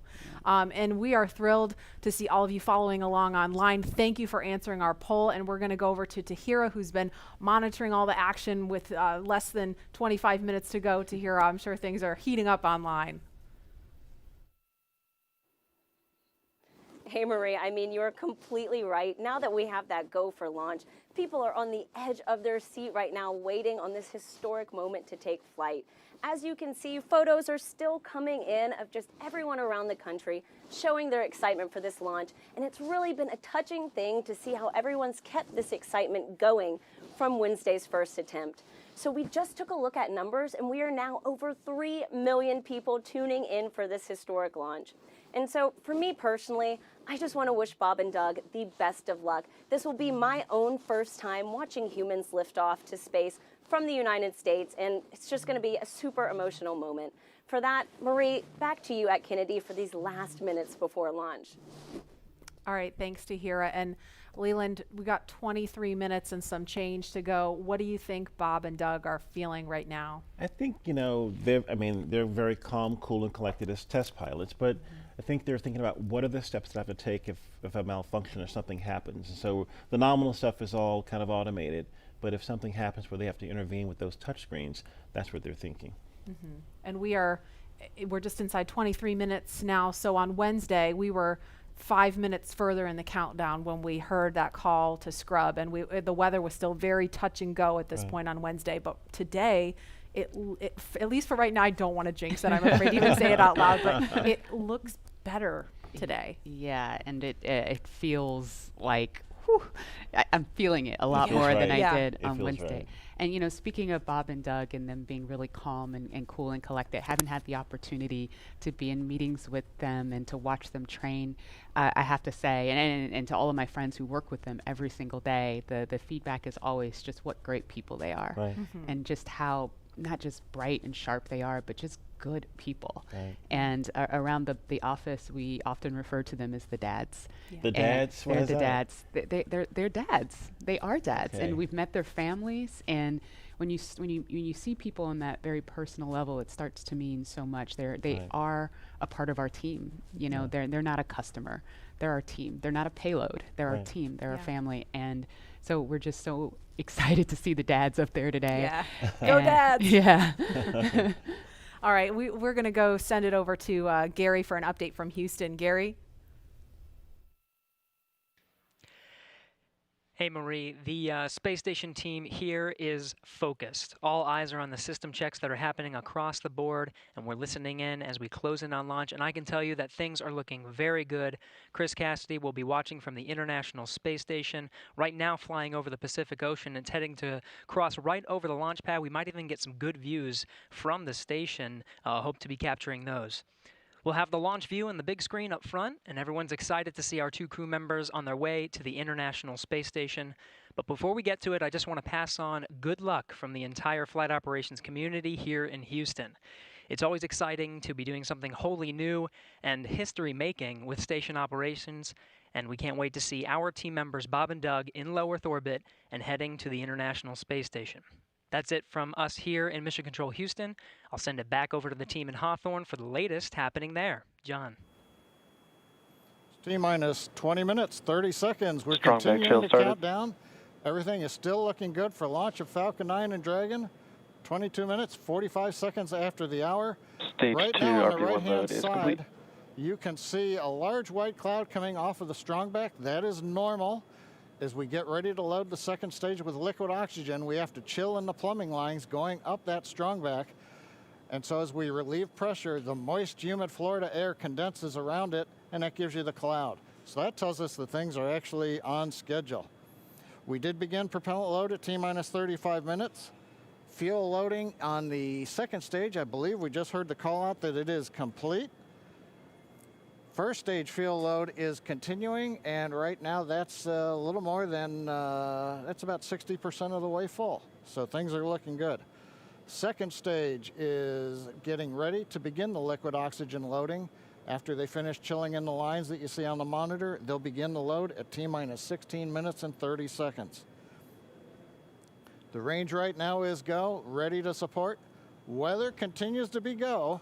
As we inch our way closer, we're keeping our fingers crossed.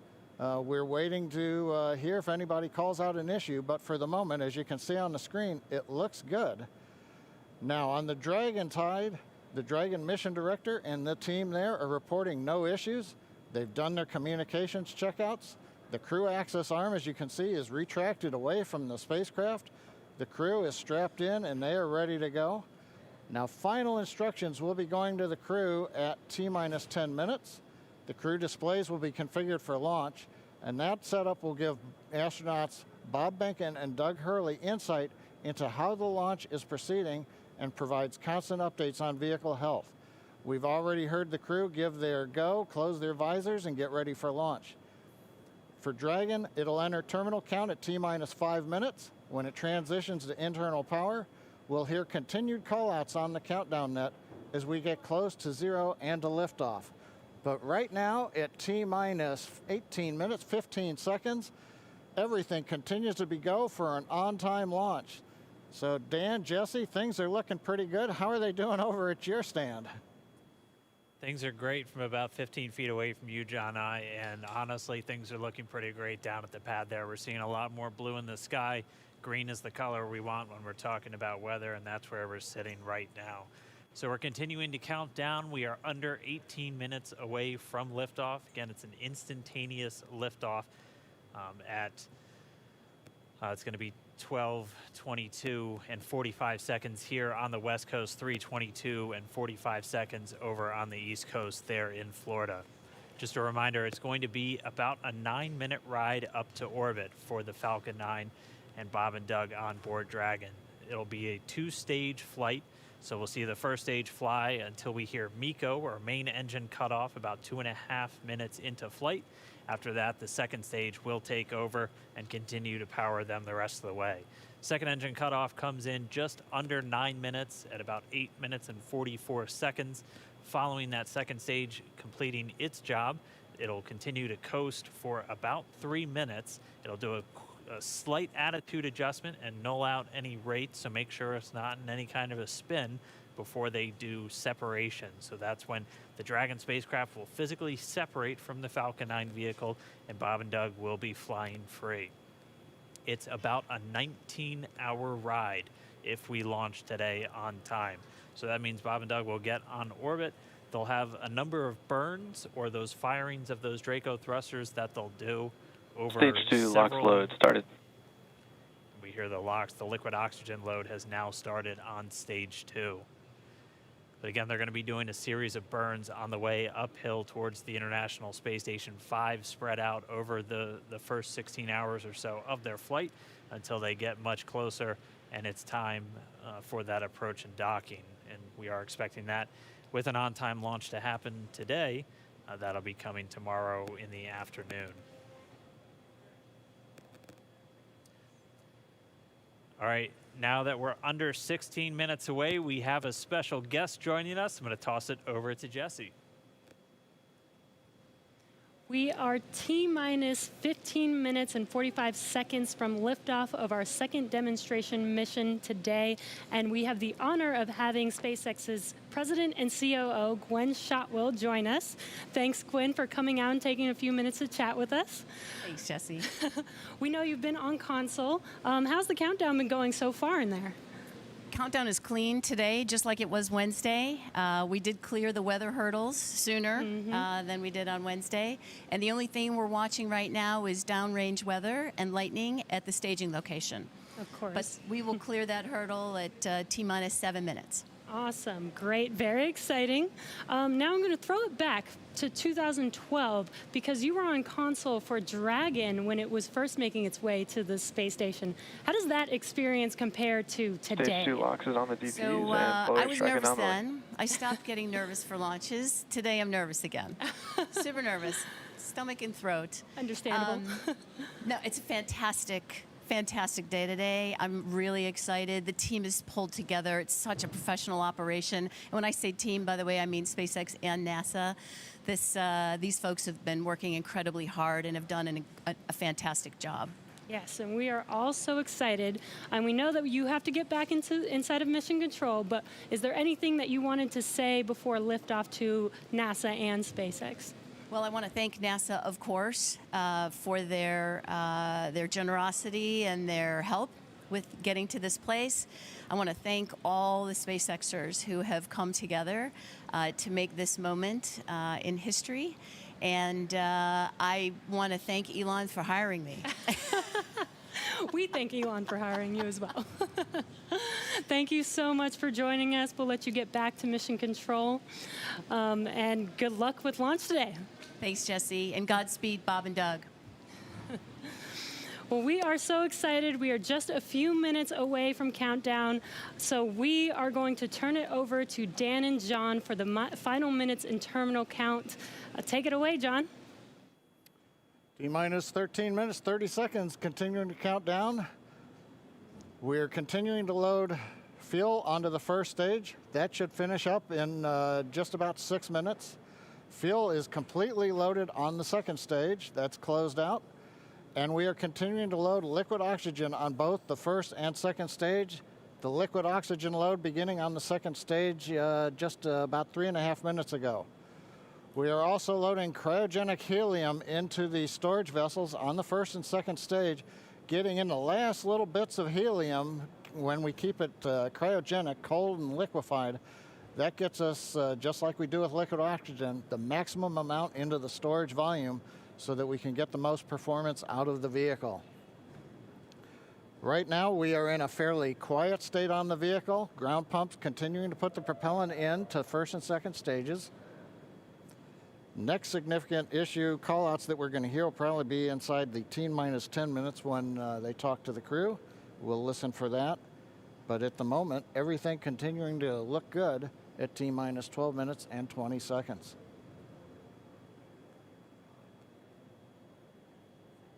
We're getting real close now, John. It's only a little over 12 minutes away. Just a reminder for everybody, it's about a 9-minute ride uphill.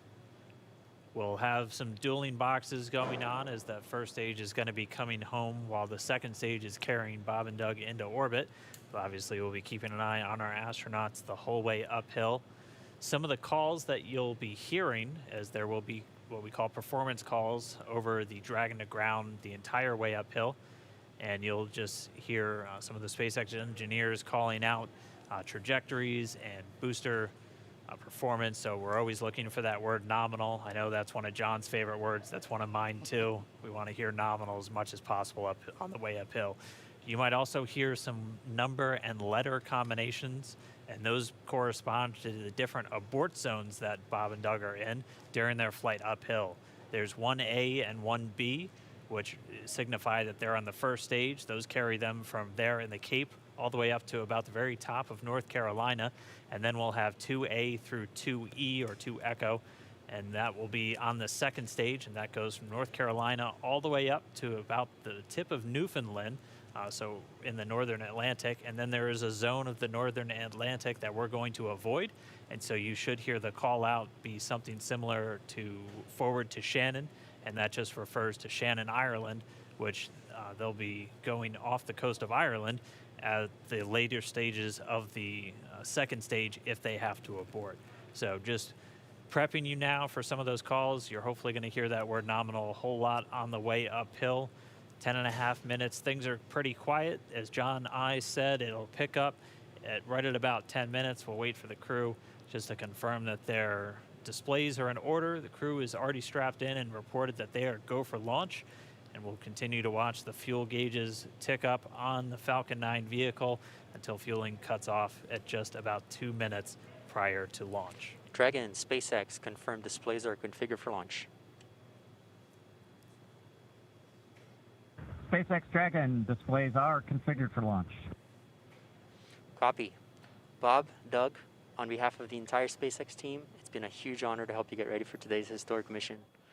Know that we're with you. Have an amazing flight and enjoy those views of our beautiful planet.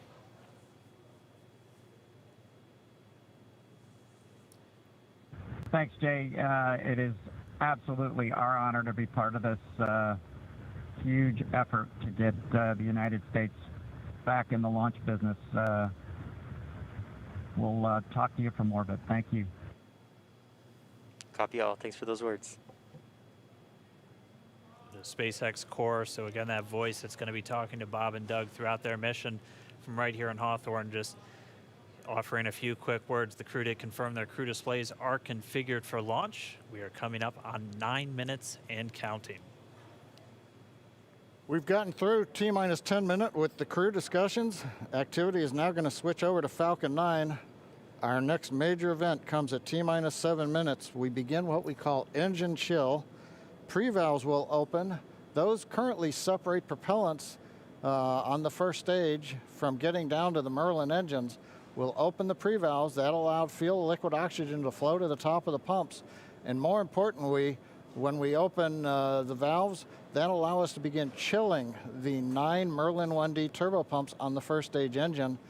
It'll take a few minutes to get them cold enough to where they would then be ready to pass the large amounts of liquid oxygen through the pumps and into the main thrust chambers when we get to engine ignition at T-minus 2 seconds. We don't want to try to run highly chilled liquid oxygen through a warm pump. You would flash that into gas, and running gas through a high-speed pump is not a good thing. So right now, we are waiting for T-minus 7 minutes. That'll start the engine chill. Shortly after that, we will also get the fuel shutdown.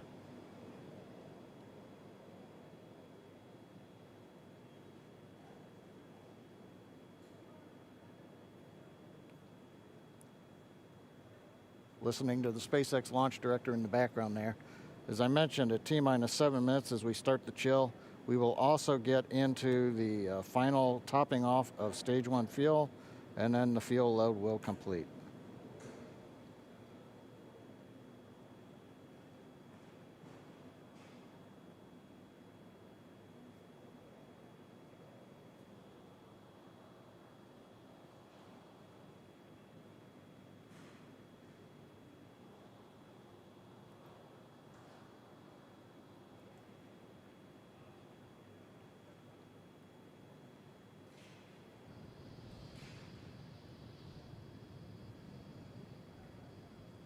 Stage 1 and Stage 2 engine chill has started.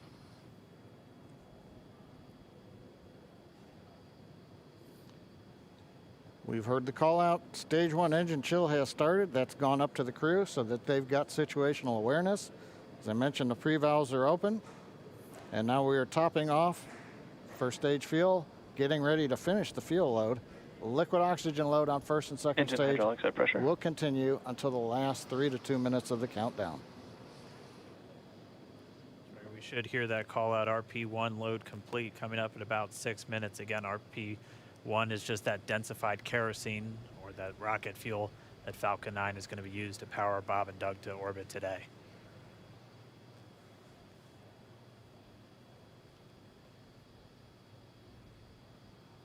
And Stage 1 fuel is closed out.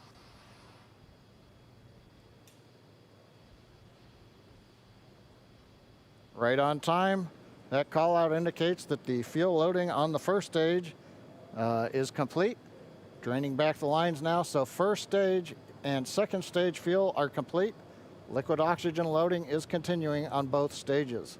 You can see on the view on the left side of the monitor the condensation, the cold gas wrapped around the stages as the tank skins are chilled by the densified liquid oxygen, picking up the humidity Falcon from the Florida air. It looks like at this moment we're a little more than 90% full on the oxidizer on the first stage, ticking up towards that 80% mark on the second stage.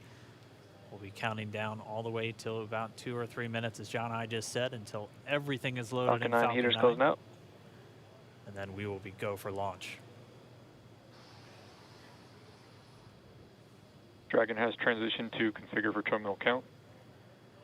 Vehicle tanks pressing for strong back retract.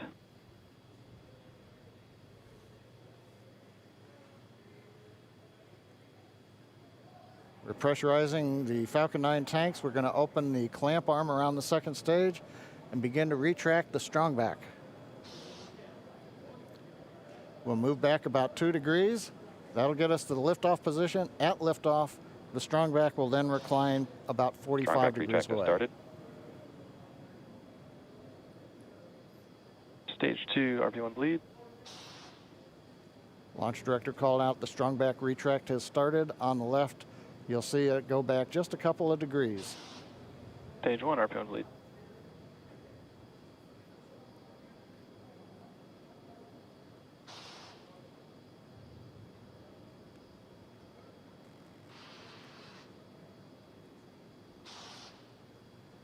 We are just 4 minutes away from liftoff. Again, at this moment, Bob and Doug are really just laser focused on those displays. They have insight directly into Dragon and the Falcon 9. They're able to see where their fuel loading is at, how everything's progressing down with the count. AFTS final setup started.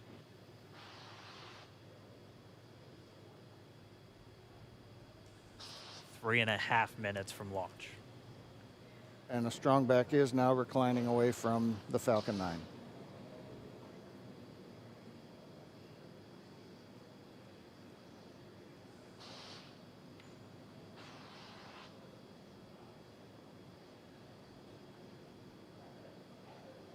MVAC igniter purges.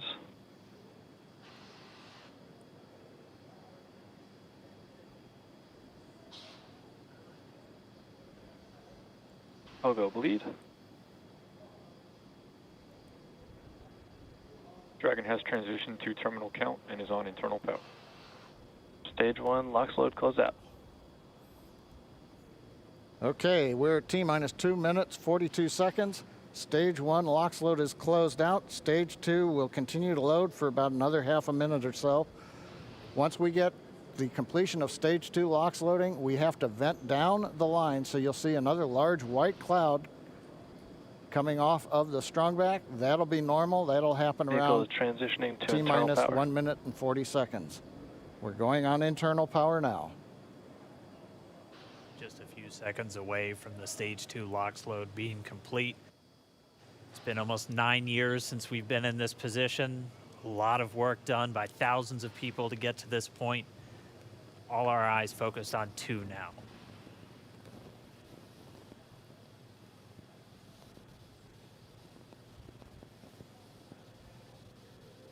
Stage 2 lock float is closed out. Propellant fills are complete.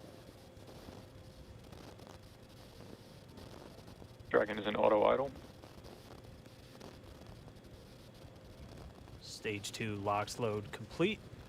All fuel, all oxidizer on Falcon 9. 1 minute, 34 seconds to go till launch. Ground gas closeouts is starting.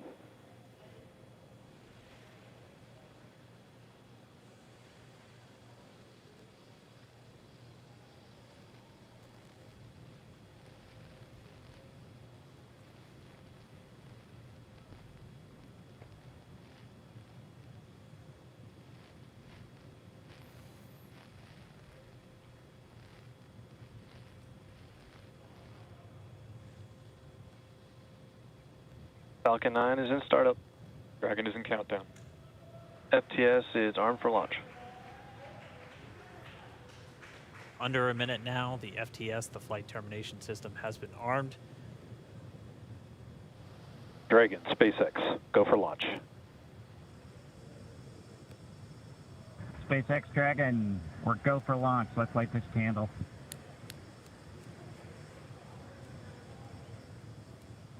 T-minus 30 seconds.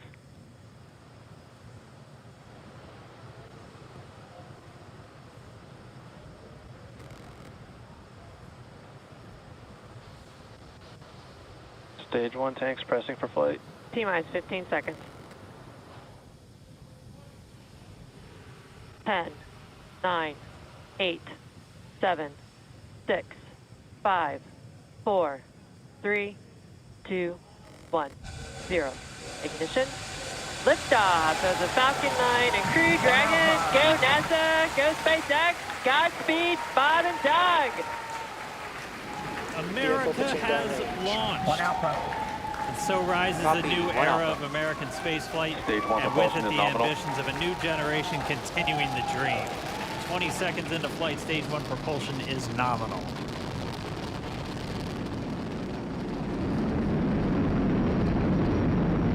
T plus 30 seconds into this historic mission.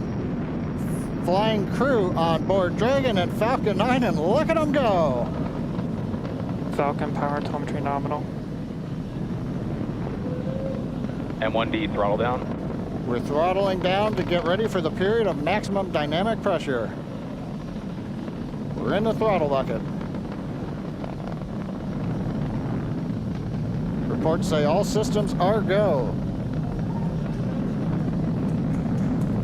Vehicle is supersonic. We've exceeded Mach 1 on the Falcon 9. M1D throttle up. We're throttling back up to full power as we're through max Q. Copy, 1 Bravo. And we heard that 1 Bravo call out. That's just the second abort zone that they're in. They'll continue to be on this until the first stage has done its job and they switch over to the second. At this point, Bob and Doug pulling about 2.3 Gs, 2.3 times the Earth's gravity, already moving at over 1,500 miles per hour. We've heard the call out for MVAC engine chill. That's getting the MVAC engine ready to light. That'll come at about 2:44 into flight. Right now, everything continuing to look good. Next major event coming up is going to be the triple. We'll have main engine cutoff of the 9 first stage engines, stage separation, and then ignition of the second stage engine to continue to carry astronauts into orbit. Coming up in about 20 seconds. M1D throttle down.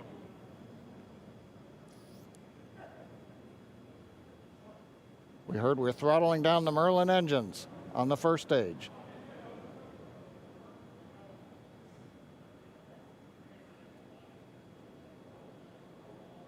And we have Miko. Miko. 2 Alpha. Falcon stage separation confirmed. Copy, 2 Alpha. MVAC ignition.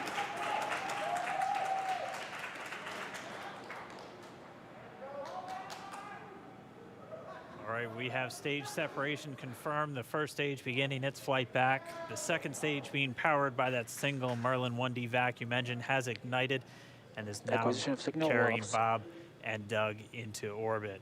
So they're going to continue under the power of this second Stage stage, 2 propulsion is nominal. which will cut off at SECO, or second engine cut off at about 8 minutes and 44 seconds into today's flight. So a little over 5 minutes to go still on this second stage. You heard the call out to Alpha, so they're now in the longest abort zone that carries them all the way from about North Carolina up the eastern seaboard almost to Canada. Things looking good though, getting good call outs, nominal propulsion on that second stage. Bob and Doug continuing to make their way into orbit.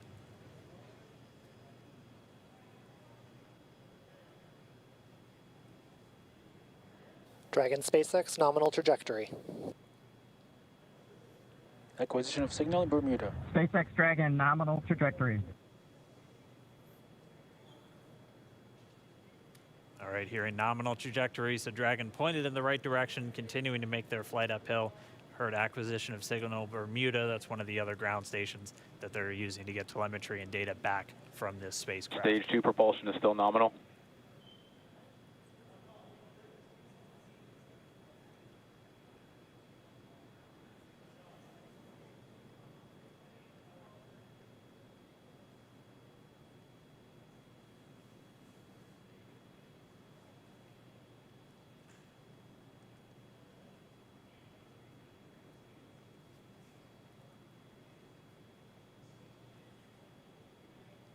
Little over 4 minutes, 40 seconds into the flight. Bob and Doug flying at more than 5,600 miles Dragon per hour. SpaceX, nominal trajectory. Already almost 200 miles downrange from the Kennedy Space Center. Nominal trajectory continuing.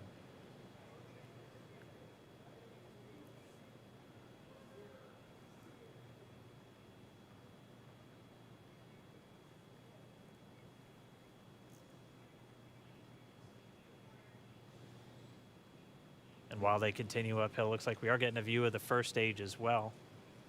Yep, on your right screen, you can see that first stage with the grid fins deployed. It's making its way back to attempt to land on our drone ship, Of Course, I Still Love You today. And we're just about a couple minutes away from the entry burn, and that's where 3 of the 9 Merlin engines do ignite to help slow the vehicle down as it re-enters back into the Earth's atmosphere. And then after the entry burn will be the landing burn, which is just a single engine Dragon burn. SpaceX, nominal trajectory. And you heard nominal starting chill for entry burn. There's that call out. They are still on a nominal trajectory on Dragon, still on second stage, and that's that MVAC engine on second stage on your left screen.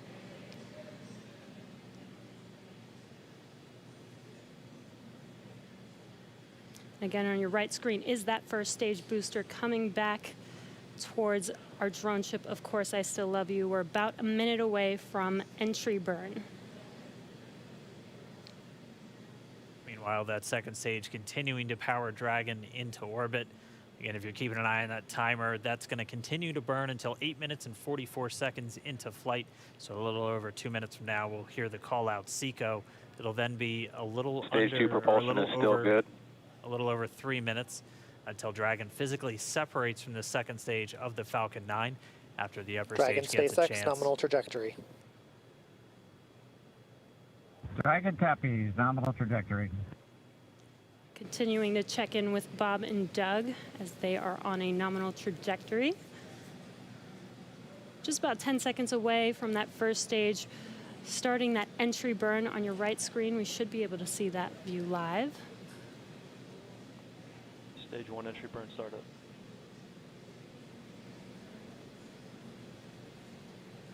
And there is that entry burn beginning. This burn lasts about 36 seconds long. Stage 2 FTS is saved.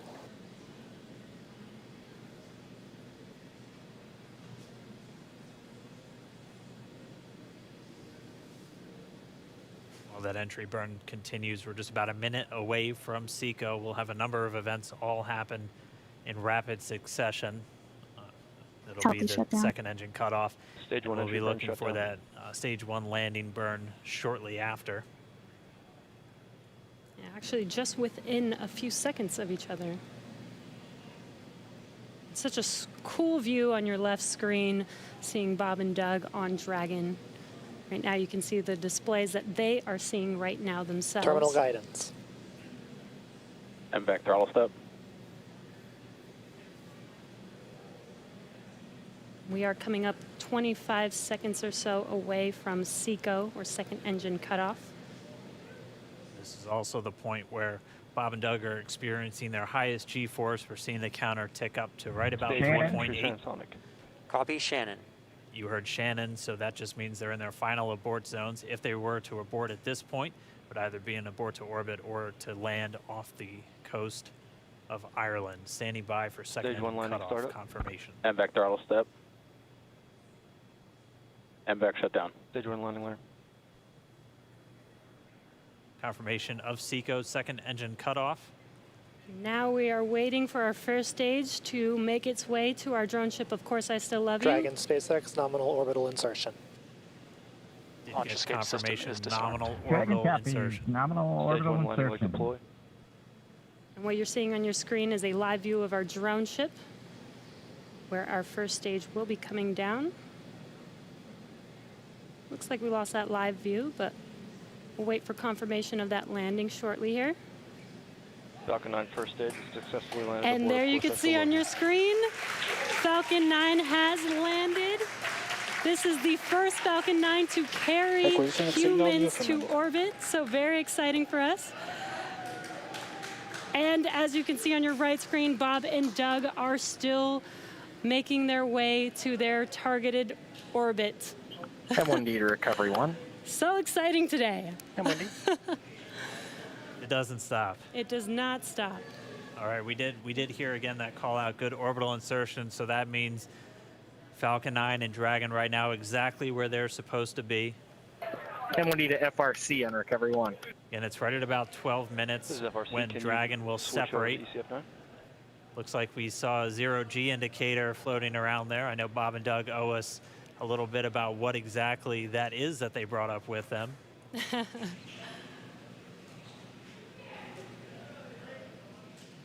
And before separation, before Dragon initiates separation from the second stage, they do make sure to they do ensure that the vehicle is not spinning and it is in good condition before we separate. That's right, the upper stage does small attitude maneuver using some cold gas thrusters built into the rocket body itself. Exactly, so we do expect that separation to occur in about a minute from now, but they do wait until they have full confirmation that it is ready to separate. Such cool views. I cannot get over this view that we are seeing right now.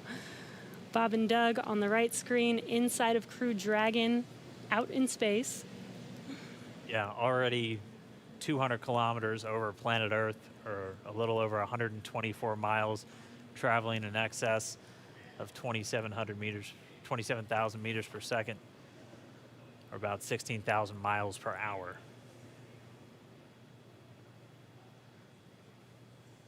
So again, we're just standing by. That separation event should be coming up shortly. Then they'll begin a series of checks on the Draco thrusters that are going to be used to maneuver and then power Dragon on its flight to the International Space Station. Standing by for separation. Expected loss of signal, wallops. It sounds like we had an expected LOS loss of signal with one of the ground stations. Waiting for confirmation now of that. Dragon separation confirmed.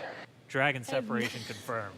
There is a great view right in front of you of Dragon separating. Separation confirmed. And there's that call out.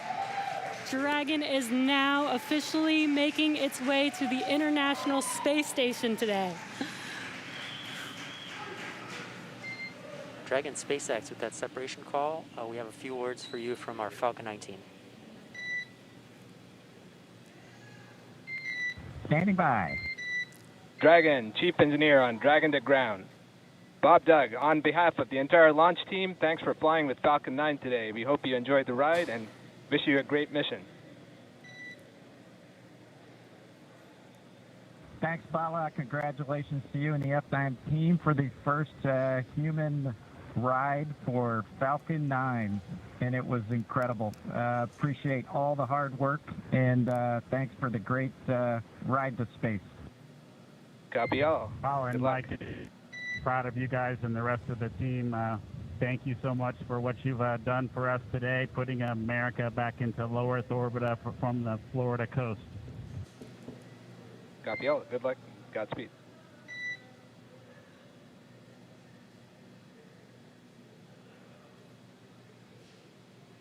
All right, so Bob and Doug are in And Dragon space. SpaceX, we confirm nominal E-plus activation and service section Draco checkouts. Nose cone deploys in progress. Copy all. We're monitoring. The Corps here in Hawthorne giving the crew a heads up that we have confirmation the nose cone is deploying. So again, that nose cone is going to open up a little bit more than 90 degrees, goes up to about, I think, 105 degrees. And that's going to expose the actual docking ring and the hatch that they're going to be going through once they attach to the International Space Station. And also 4 of those Draco thrusters, we call them the forward bulkhead thrusters, that are going to be used for these major phase burns or firings of those thrusters to actually raise their orbit gradually over the coming hours. Also heard good activation of the ECLIS, that's the Environmental Control and Life Support System. That's everything controlling their atmosphere, just keeping Dragon a nice, safe, habitable environment where they're going to be living for the next 19 hours until they arrive at the space station. Right, exactly. And Falcon 9's job may be done for today, but the mission is not over. Crew Dragon's job is not done. As you can see, Bob and Doug are still inside Crew Dragon, making their way. It will be a 19-hour trip to the International Space Station before they dock tomorrow morning. And such cool views. I love that we can get these live views here and see and watch what they're doing now that they are in orbit. Yeah, it's incredible to just be looking over their shoulder, to be along for the ride. And we're going to be with them, and we're going to be with all of you the entire way for their journey to the space station. We're going to be covering live throughout. Bob and Doug will obviously have a sleep period where they'll get about 8 hours of sleep a little bit later today before they wake up for all of their final approach. One of the major things we are looking forward to in the next couple of hours is going to be their first turn at the controls. So they're actually going to be using those touchscreen displays to take control and manually pilot Dragon. We'll walk you through what that's going to look like, and assuming we have some good ground station coverage, we'll be able to get views from right inside Dragon, looking over their shoulder as they manipulate the controls at the display. But I mean, we had a smooth ride uphill, both stages of the Falcon 9 doing their job, placing Bob and Doug into orbit.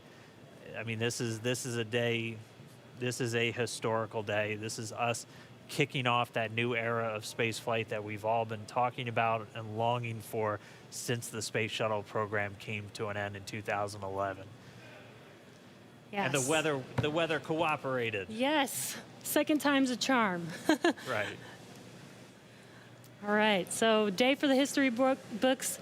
As you can see, we have lost some live signal there, but the mission still continues, and we're going to send it over to KSC to continue broadcasting live with you guys. Loss of signal, Newfoundland. Yeah, Jesse and Dan, we are just in awe over here. When I woke up this morning and looked at the weather forecast, I was like, man, we're going to be back here on Sunday, but we did it. The room cleared out. Everybody was outside watching, and inside the lights were shaking, the cameras were shaking. Lauren came back in with tears in her eyes. This is really amazing. I can't believe it. I saw it with my own eyes. This is, I'm a little bit speechless. Just so grateful that we got them up there, and there's a lot more to go. But I'm so happy they're safe right now. I'm just so happy. Yeah. Leland, you were talking about it. It's amazing what we can do when we work together. Yes, American astronauts on an American rocket from American soil, showing you what Americans can do when we come together as a team and blast Doug and Bob off to the cosmos. This is what it's all about, and their families and everyone is working together to take them up to space safely. So I don't know what to say.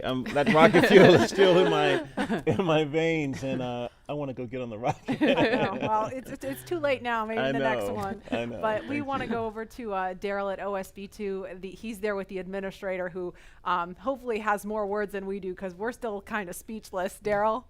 Pretty incredible here, Marie, at the Operations Support Building, where a chorus of applause has been happening from the beginning of launch and throughout the various stages. Some very special guests were here to watch it. That includes President Donald Trump, Vice President Mike Pence, and NASA Administrator Jim Bridenstine, who joins me now. And you were with the President and the Vice President. America's back, launching human astronauts again. Tell me how you feel about that, and tell me about the President watching the launch and what happened there. So this has been a long time coming. It's been 9 years since we've launched American astronauts on American rockets from American soil, and now it's done. We have done it. It's been way too long. I want to give a lot of credit to Charlie Bolden. He was my predecessor as the NASA administrator. He fought hard for this program at a time when it didn't get any support in Congress. We now have an administration that is fully supportive of our spaceflight initiatives, not just on the exploration, discovery, going to the moon, onto Mars, but also from a Space Force perspective. Our budgets are going up, things are strong, and today was just just an amazing day. You know, one of the things the President did right out of the gate when he became President is he created what's called the National Space Council, and he put the Vice President as chairman of the National Space Council. And on that National Space Council, you've got the Secretary of Defense and the Secretary of State and the Secretary of Commerce, the Secretary of Transportation, the Secretary of Education, the Chairman of the Joint Chiefs, all of these different amazing individuals that deal with space day in and day out. A lot of people don't realize how many parts of the federal government deal with space. And the Vice President invited those members of the National Space Council here as well. So we just had, and then we had members of Congress, bipartisan members of Congress, Republicans and Democrats, who have been involved in supporting this program you know, for a long time now. So I'll just tell you, I'm breathing a sigh of relief. But I will also tell you, I am not going to celebrate until Bob and Doug are home safely. Tomorrow, they're going to dock to the International Space Station. Tonight, I'm heading to Houston to be at the Johnson Space Center when that happens. So it's a bit of a relief. The nose cone is now open. It's now deployed, which means that you know, now we're going to go into some burns. We're going to have some phasing burns. We're going to have some you know, boosting burns, and we're going to get as much as we can in alignment with the International Space Station as early as possible here. But also, I know it's hard, but you know, the big thing that we need to do now is we got to get Bob and Doug, who have now gone through this exercise twice. They need to get some rest. But I can guarantee you there will be no rest for a good amount of time while they're up there in orbit. And they are certainly on their way, and a lot of people joining us for this entire celebration and watching it. We just heard 10 million people watching live as this launch happened. And President Donald Trump becoming the third sitting president to watch a launch live from the Kennedy Space Center. The first. To be clear, I think he's the only sitting president to watch American astronauts launch on a brand new rocket that has never launched before. And that's a big risk. You know, he also said we're going to go to the moon by 2024. That means he's putting himself at risk to say, look, I'm going to be accountable, potentially, I'm going to be accountable to the initiatives that I put forward. And I think we have not had that kind of leadership for space in a very, very long time. And we're so grateful for it. What was it like watching the launch with the president? How did he react? Oh, I'll tell you, it's obviously something that is near and dear to him. He said it a year and a half ago. He put it in the State of the Union speech. He said, we're going to launch American astronauts on American rockets from American soil. And of course, I was like, in my head, I'm thinking, we better get after this. Of course, we've worked overtime to make it happen. We might be a little behind schedule, but we got it done, and we got it done safely. We're knocking on wood, but so far so good. It's looking good. You personally, Jim, as that rocket was lifting off and you felt that rumble? Yeah. What'd you feel? What'd you experience? Well, I was praying. I'm not going to lie to you. I was praying. I was praying for Bob and Doug. I was praying for their families. I was praying for their safe return, even though they're just going. But man, I'll tell you, it was, I've heard that rumble before, but it's a whole different feeling when you've got your own team on that rocket. And they are our team. They are America's team. This is Launch America. This is everything that America has to offer in its purest form. And times are tough right now. There is no doubt. We've got the coronavirus pandemic. We have other challenges as a country. But I hope this moment in time is an opportunity for everybody to reflect on humanity and what we can do when we work together, when we strive, and when we achieve. And if this can inspire a young child to become the next Elon Musk or the next Jeff Bezos or the next Sir Richard Branson, then that's what this is all about. Or the next Jim Bridenstine. Yeah. Well, I wouldn't put me in that category, but. Well, we appreciate your leadership for the space agency at this time, and congratulations on an amazing day in the launch. Thank you. It's been a great ride. All right, very good. Marie, we'll send it back to you in the studio. Doug and Bob are on course to arrive at the International Space Station tomorrow, May 31st at 10:27 a.m. Eastern Time. And we'll be staying on the air for continuous live coverage along the entire ride to the station. So though our coverage here is concluding, we will turn it over to the teams in Hawthorne and Houston to take us through the next phases of the Demo 2 mission, all the way through hatch opening and a welcome ceremony on the space station for Bob and Doug tomorrow.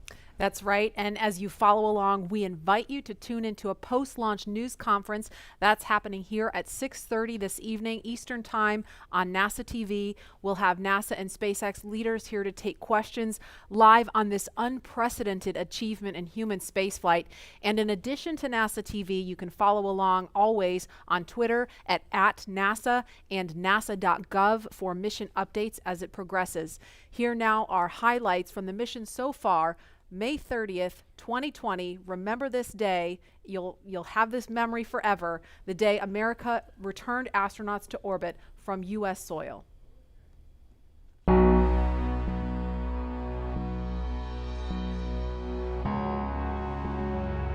Wow, we're making history again. Let's go.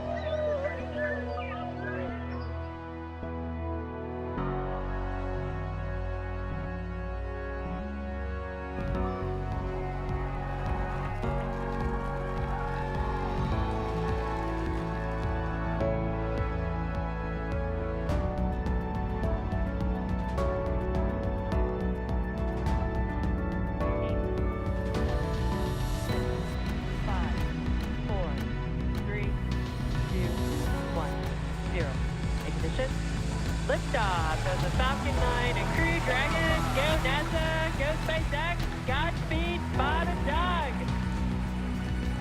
America has launched. So rises a new